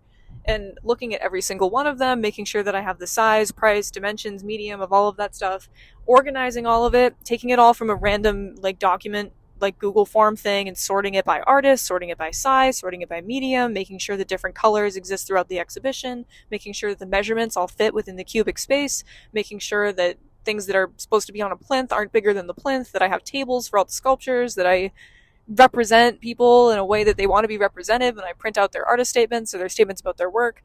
Like, very, very intensive. And I have a job. Like, I have a regular job, too. Yeah, and you have a job and a family and relationships and there's a new baby. And there's a baby around I gotta hang out with. You gotta hang out with that guy? Yeah, I gotta hang out with that guy. Well, it's just like, the thing is like, you know, this is a conversation that people... Can you check the recording? I'm like That's really okay. scared the mics are gonna fucking die or something. No, we're good. We're still recording. Like, you see this from so many people who do organizing or shows, whatever it is they do, that the toll it takes on your emotions and your mental and like everything that's happening to you, like it takes like even when you are being paid, Yeah. and even when you are being supported and thanked and people want you to do it and it's great, even that takes a fucking tax Yeah. from your life force. You know what I mean? Just the time. Like, the day that I and messaged that's all if you're the... supported. Yeah. Now, when you're somebody doing it against the fucking current Yeah. and against the, you know, When events are getting canceled and dates keep changing and there's, like, legal conflicts that come up during the process and, like, a bunch of bullshit, it's a lot. But I really, really, really want to emphasize, too, that the reason that I'm talking about all of this and being transparent about it is because I actually did an Instagram poll while I was going through like most of the administrative brunt of this, like a few months ago, where I just asked my followers, which I know that's not exactly a random sample, it's like a specific group of people, but I asked them, all art people, like museum people, people that are in the creative scene, do you know what a curator does? And 70% of people said no. Which I thought was really interesting because I felt like I did know what a curator did, and until I actually had this task in front of me and was going through the nuts and bolts of like, all right, how the fuck are we doing this? I didn't know how much labor goes into it. And I really think that it's important for people to understand and to know, because when you go to an exhibition or when you go to an art show or something, you're looking at the names of the artists and you're looking at the work, but it took me a while of being actively involved in the arts to think about the name on the wall that curated it, or who the exhibition designer might be, or like, did they put thought into the flow of the space? Does this piece look good next to this piece? Is there a mirrored composition in here that's interesting in a narrative way? Like, there's an art form there too that is really interesting to think about. I think it's really fun, but I don't think that it's as immediately obvious. You know what I mean? And those people doing all of that administrative work and pulling these artists together and introducing them to one another and creating these connections are really important to the facilitation of especially contemporary art shows, because it's a completely different skill set than being a visual artist. This wasn't an exhibition of my work. I wasn't painting the whole time. It was administrative. yeah. And to call back to an earlier part of the episode too, like, I talked a bunch of shit about the fucking cows that are around Boston right now, but I just want to also take that back and say that, like, you know, that is an art installation with like 8 different major corporate sponsors. Each piece installation around the city has like plaques on it that represent smaller donors, and there's probably fucking 50 different artists like involved in that. And I would bet money, and like, I just want to say this just because I don't want to be disrespectful to those people's hard work, but that was probably put together by like one or two underpaid arts administration people that were probably having to deal with these sponsors and these artists and shipping around like, you know what I mean? That, like, can you, like, it's just like it's invisible work. Yeah. You know what I mean? And it's really, really hard. And like, people, you know, have this stupid bias where they think that anything sedentary or not involving shovels and wheelbarrows isn't real work. Yeah. And that's just not fucking true. Yeah. You know what I mean? Because like, doing this shit, it fucking, like, it's like scooping little pieces of your brain off every day that you work on it. It's like really just. The other thing too, we kind of touched on this a little bit during the mural conversation, but I think maybe we were talking across each other a little bit. But what I was thinking we were talking about for a minute is maybe more to this point, which is a lot of opportunities in the arts. Like, for example, the reason that I did the show and the reason I consider it such a success is because it was a wonderful opportunity for me and because I felt really fulfilled by the networking aspect of it.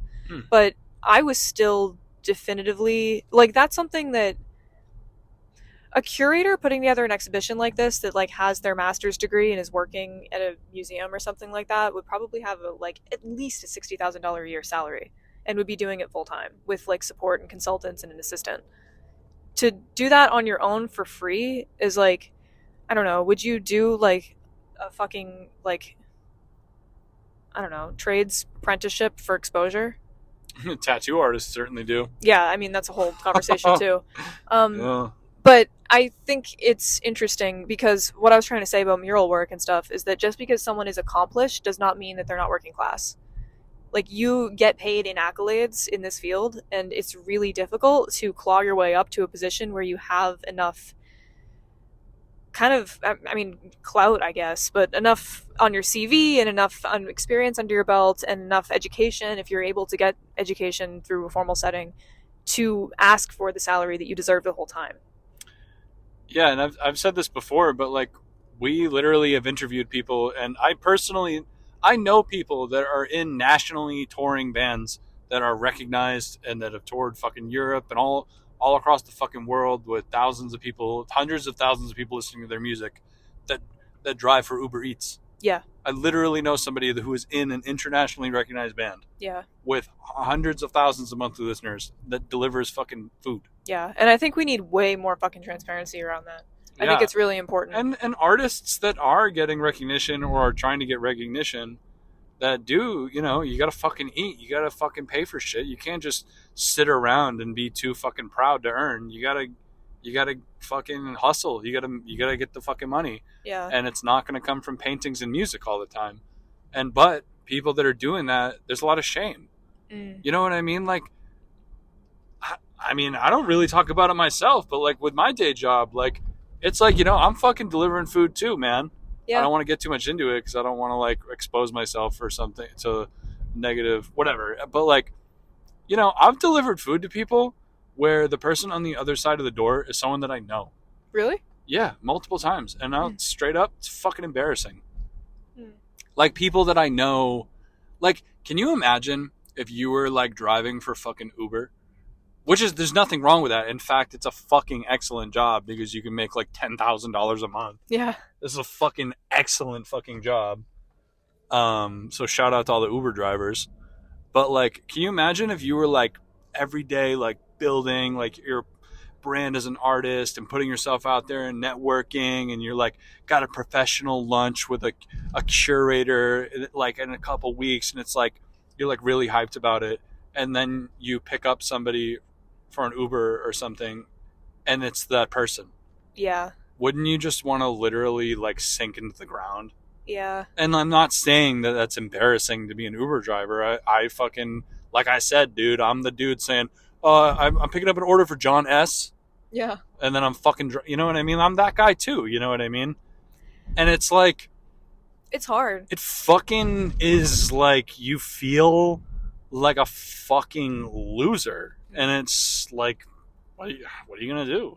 Well, the thing you too, you gotta make money. Something that's interesting about the arts and music is, I think I saw a thread, I shared it on my Instagram, that was about like how some people say that it's like stupid when someone's like rich, or like a politician gets into painting, or like somebody that got famous as a child actor then retires and becomes like a poet or something like that, and how that's not really a bad thing because it's human nature to go into the arts. And if you can, that's what people do, and that's nice.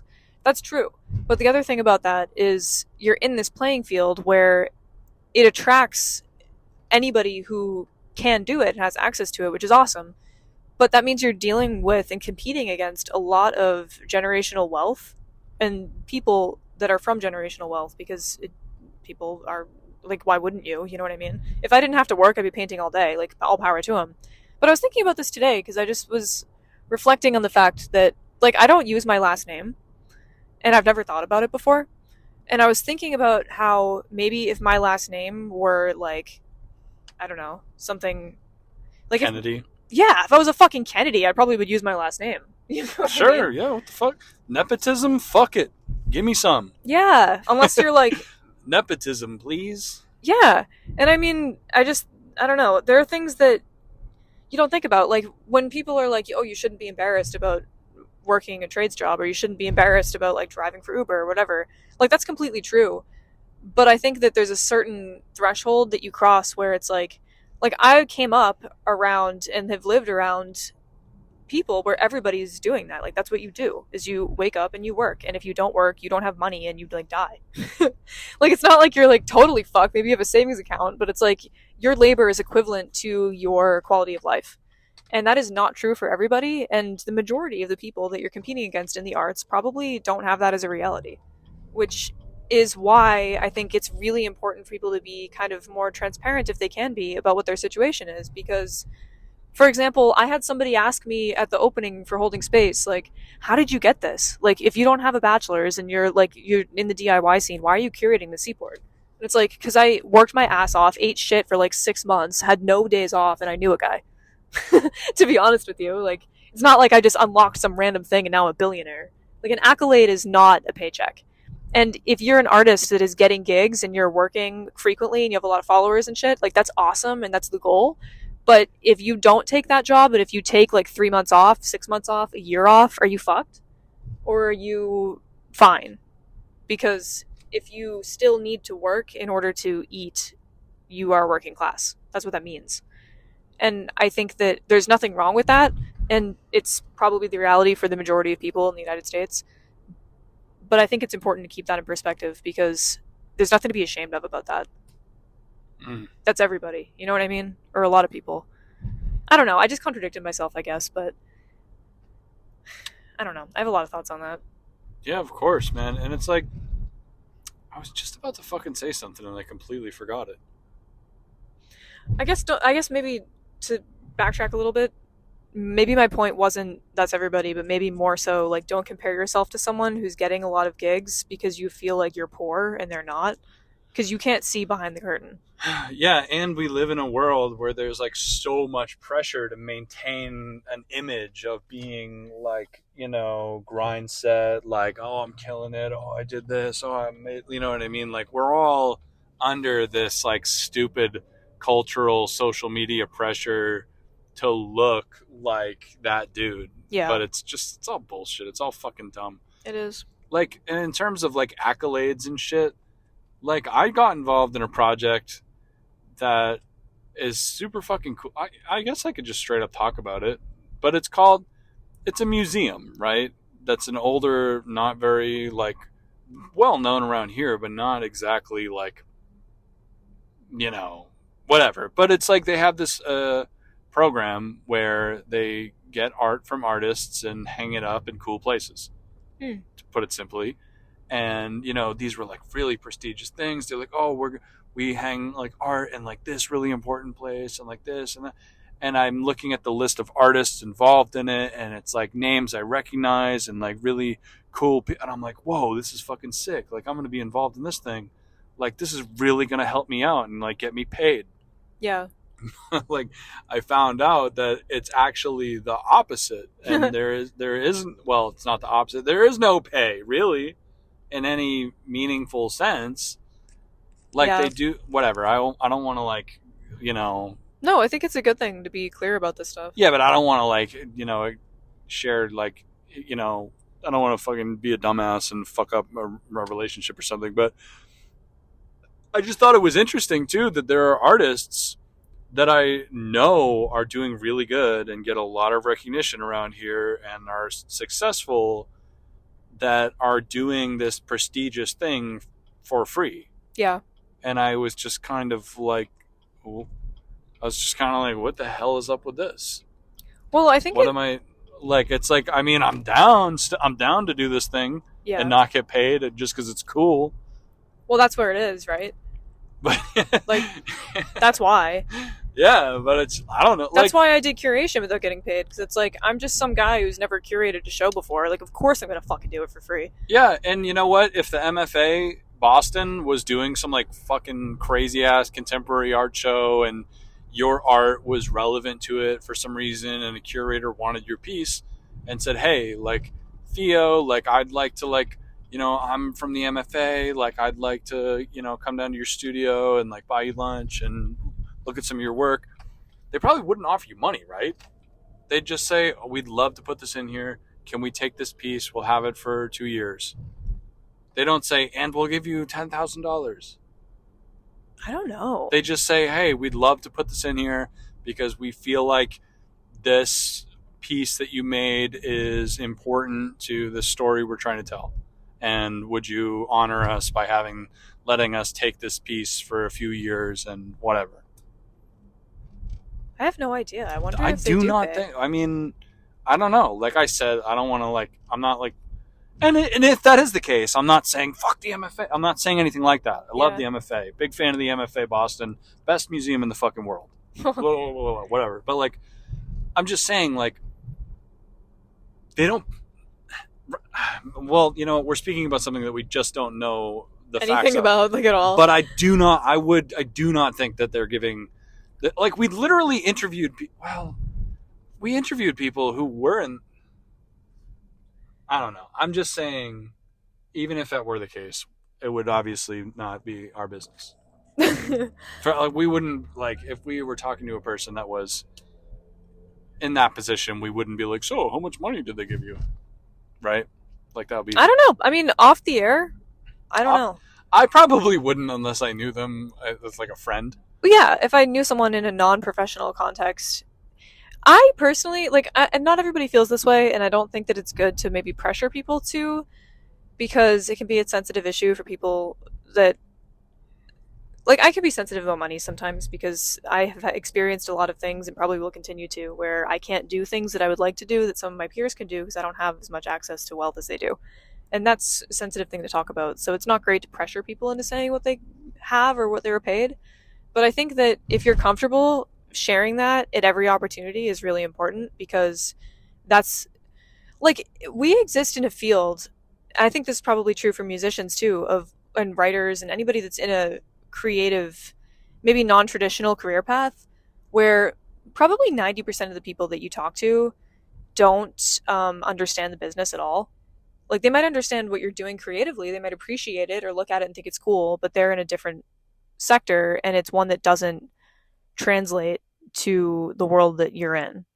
And especially with fine arts, like pricing and equitable pay, like, there's so many different models for that and so many different perspectives on that and so many different ways to get funds that it's really hard to find somebody who knows the market in your city, knows what you're capable of and, like, what is realistic for you, knows, like, about the medium that you work in, and has the same perspectives as you do about pay, who is going to tell you what they're getting paid.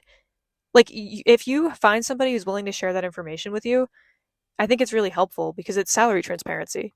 Shout out to Michelle Miller-Fisher. Yeah. who started this really badass, you know, museum field. You wouldn't know about it unless you're in the museum field, probably. But the salary transparency movement and those in that world. Yeah. So that was a big deal.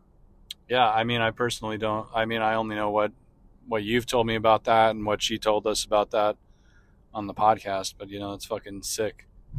She's been. I feel like her words have been giving me a lot of guidance in the past few months about some of the things we've experienced. You know, when she was talking to us on that interview about basically, you know, what's the point of sitting around being mad about things that aren't serving you or are, well, she didn't say this, I'm obviously paraphrasing her, I'm sure she would use different words, but like you know, this idea of like, why not try to find a new path and a new thing to focus on that is meaningful to you and productive to you. Yeah. You know, instead of like looking at like the giant ivory towers of fucking, you know, I don't know, you know what I mean? Well, here's the thing. I think that's completely true. Like, fuck the ivory towers. Like, let's just fuck around out here in the peasant village. Well, I don't know. I was being stupid when I said that. I'm not trying to like meme on what she said. No, I know. I feel like I get wary whenever you talk like that because I don't like talking like that about art. But I know you're just kidding. What? Like fuck the world. Let's just do stupid shit. Yeah, I feel like self-identifying that way is bad. You know what? You're right, because there's a little truth in every joke. I don't really mean that. It's definitely a negative outlook that I've had at times, but I'm not saying like you're right. That's a bad message. I don't mean to put you under a spotlight right now. No, no, I appreciate you saying that, because like I don't want people listening this who maybe this information is new to them. I don't want them to hear me and think, oh, well, it's all fucked, so I shouldn't care. Because that's not true. And if, you know, because people who know more than me or as much as me know that I'm just being a dumbass.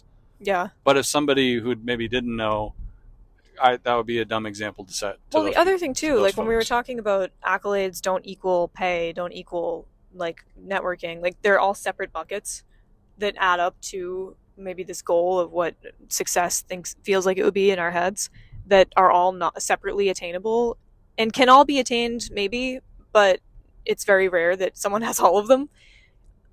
Like, I think that's a really important thing to keep in mind when we're talking about like those ivory towers. Like, you don't know who you're talking to or what you're looking at unless you know someone very well. And I think that becomes more and more true the closer and closer you get to extreme wealth.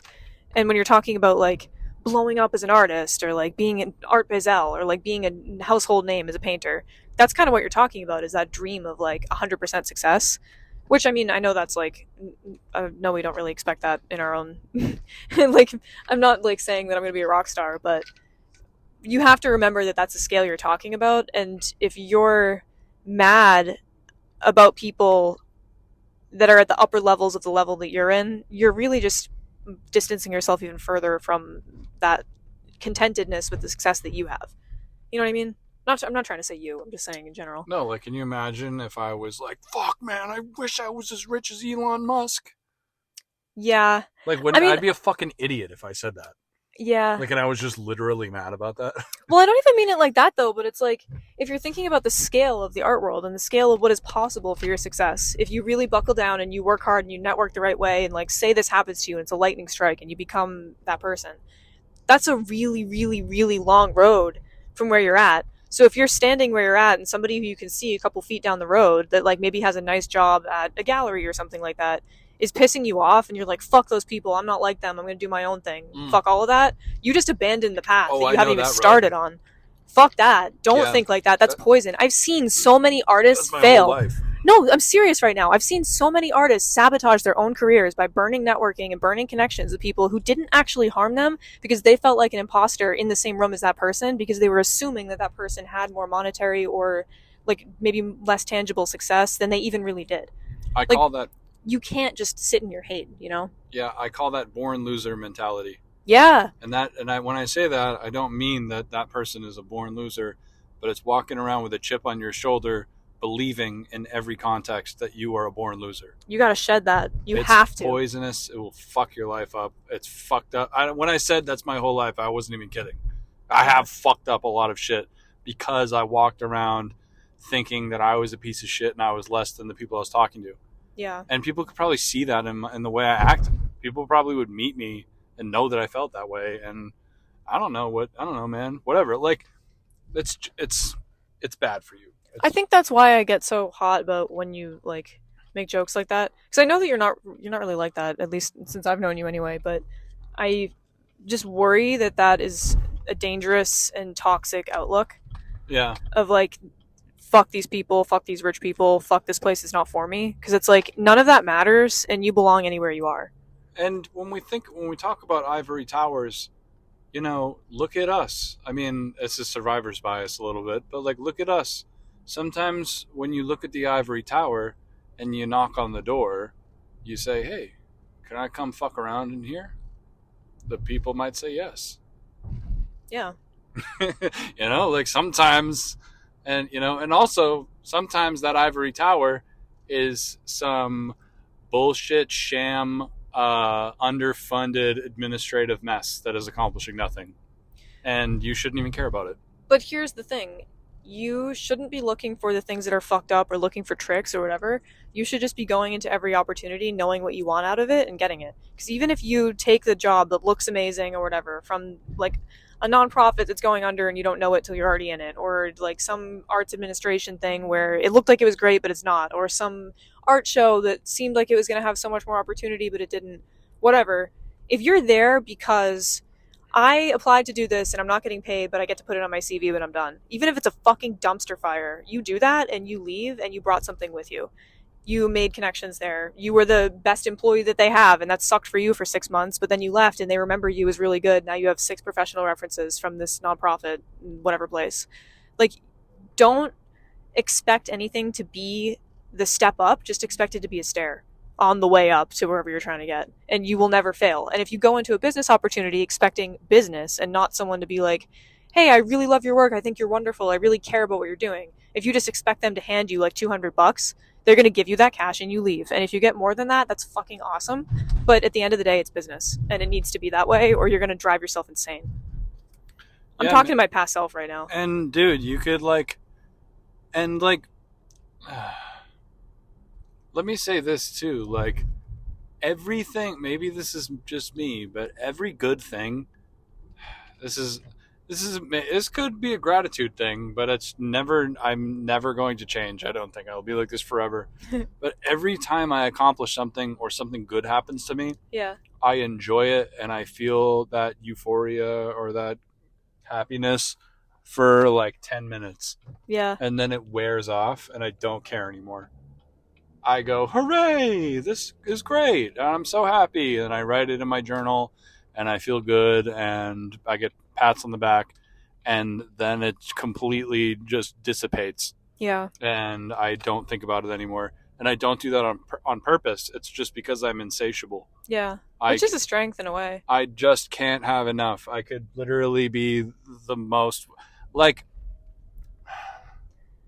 yeah, I don't know. That's a good and a bad thing. I don't know. I don't, like, I mean, I feel fulfillment and happiness. You know, here's the thing. Here's another weird twist to this. Mm-hmm. Is that it's like that expression. They say that the only people that will remember that you worked late all night every day are your kids. Yeah. Not, you know what I mean? Like, it's kind of like, if you are seeking, I say that as somebody with no fucking kids, but like, what the fuck do I know about having kids? But babysit Reed. Yeah, but I just don't want to disrespect the parents out there that, no, I know. That, you know, whatever. But like,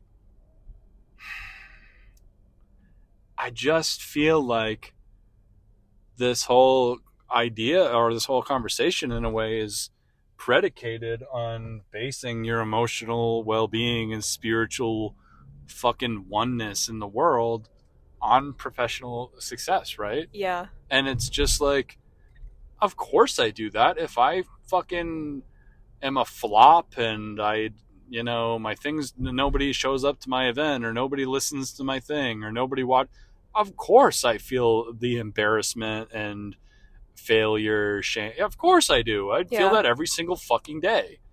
But behind all of that, like, I have, you know, relationships and friendships with my siblings, with my parents. I see my grandparents. I babysit this little kid. I have you, Theo. Yeah. Like, I have a real life and I love people. And, you know, I have people that count on me. Yeah. Like, you do too. Yeah. You have that too. Like, and that is where that sense of fulfillment and realness and oneness comes from. Well, but when we're out trying to fucking scrape up money, make money, and get our names out there and do shit, that's gamified. That isn't like, I'm gonna be depressed if this doesn't work out. You know, I don't know. Like, it's like when you're an athlete and you fucking lose a game, you feel like shit. You feel like you want to die and sink through the floor, but it wears off, and you go to the fucking next game. Yeah. You know what I mean? Like, that's how art feels. That's how art feels. But I guess I'm just saying, but that is separated in my mind from my self-worth, I guess. Well, it's hard to say, actually. I don't even know if I self-worth don't know if it is. is what I would caution about, because I feel like that's true. You have a lot separate, and like so do I. But something that I want to highlight that is a good thing about what you're talking about too is it's not just about like other things in your life, because I feel like it's easy to sit here as somebody listening to this and be like, well, yeah, I have friends, I have other shit that I care about. Like, it's not just selling work all the time, because it very rarely is that for a lot of people. But I think something that a lot of people make the mistake of doing is not separating their art practice from their art career. If you are the kind of person who draws all day long, intense hyper-focus, like 10 hours of charcoal sketching every single day, and you love that, there's nothing unhealthy about that. If you are like updating your website and doing like calling on the weekends and like bitching about this show that didn't go right and complaining and thinking about how much you hate this person who made your life hard, trying to like DM people in the middle of the night about buying shit from you, like, that is not healthy.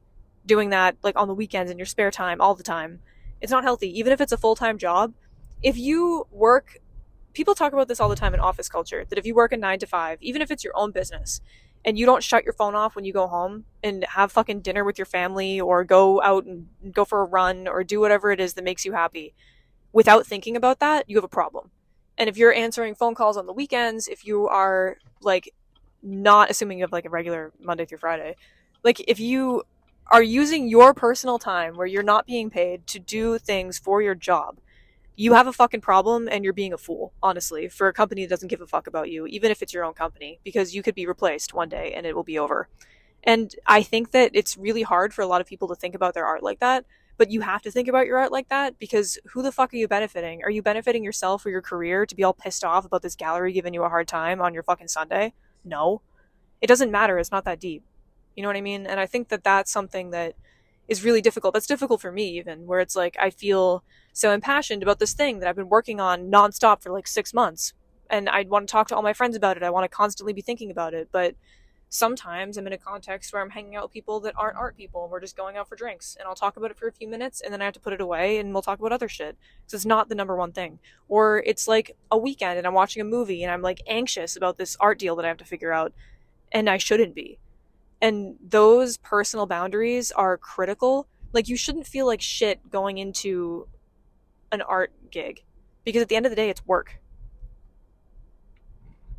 It's really easy to recognize that it's neurotic and like out of control if it's not something that's benefiting you personally. But if it's like artwork, it's harder because it feels like a personal affront, but it cannot be personal if it's business. And another thing too is, as impossible and difficult and abstract and cerebral as it is trying to separate this, or even decide what it means to separate those things, I think the most important and dangerous poison to avoid is desperation. Yeah. You know what I mean? Because it's one thing if your work-life balance is fucked up, that can be fixed. It's one thing if like the numbers aren't right and you're fucked up about it. You know, that's like, it's not a real thing. Like, you know, life will go on. But life doesn't go on when you start to get desperate. Yeah. Because that's when you do dumb shit. That's when you fuck up relationships. That's when you fuck up yourself. That's when you permanently ruin your fucking reputation. Yeah. That's when you start posting psychotic shit online for attention. Yeah. Lol-cow yourself.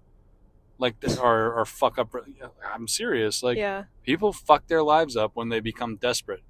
And I don't know, man, where that peace of mind and that safety and that self-worth comes from for everybody, that will be different for everybody.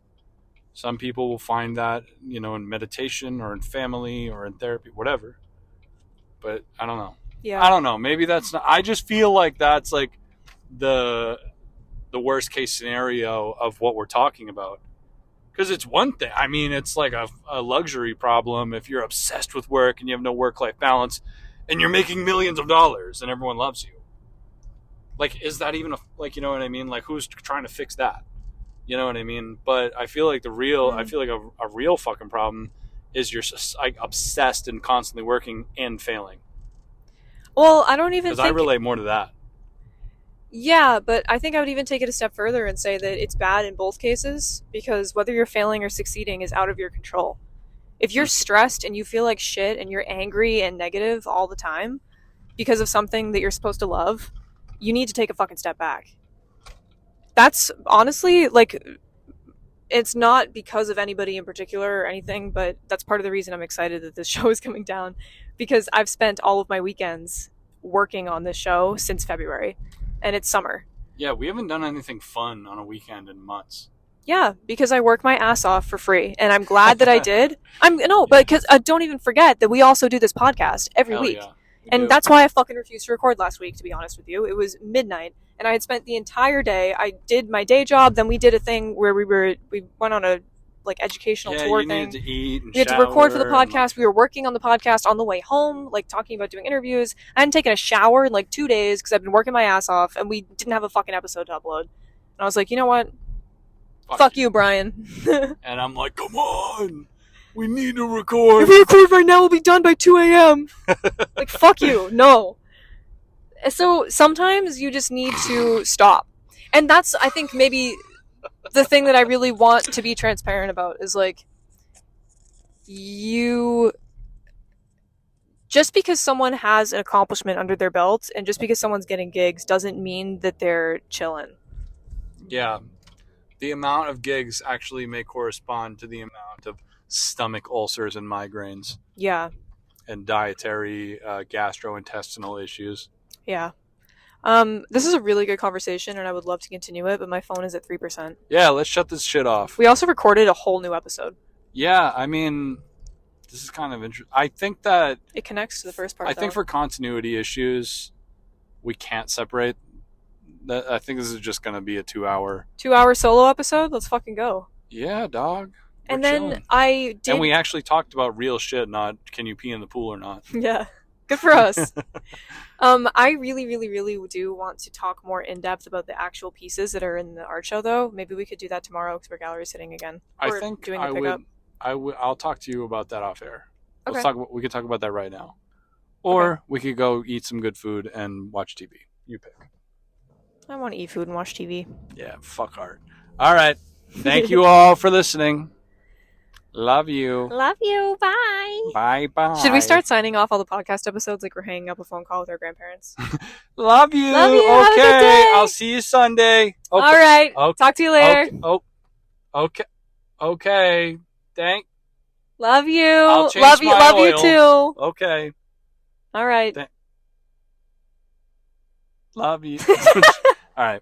Boston Art Podcast. You don't have to say that. I'm gonna start hanging up my phone calls with my grandparents with, all right, Theo. I'm gonna start hanging up my phone calls with my grandparents by saying Boston Art Podcast. Thank you for listening, Grandma and Grandpa. Enrique Iglesias. My grandparents will never know what a podcast is. That's fine. They'll never figure it out. It's okay. All right.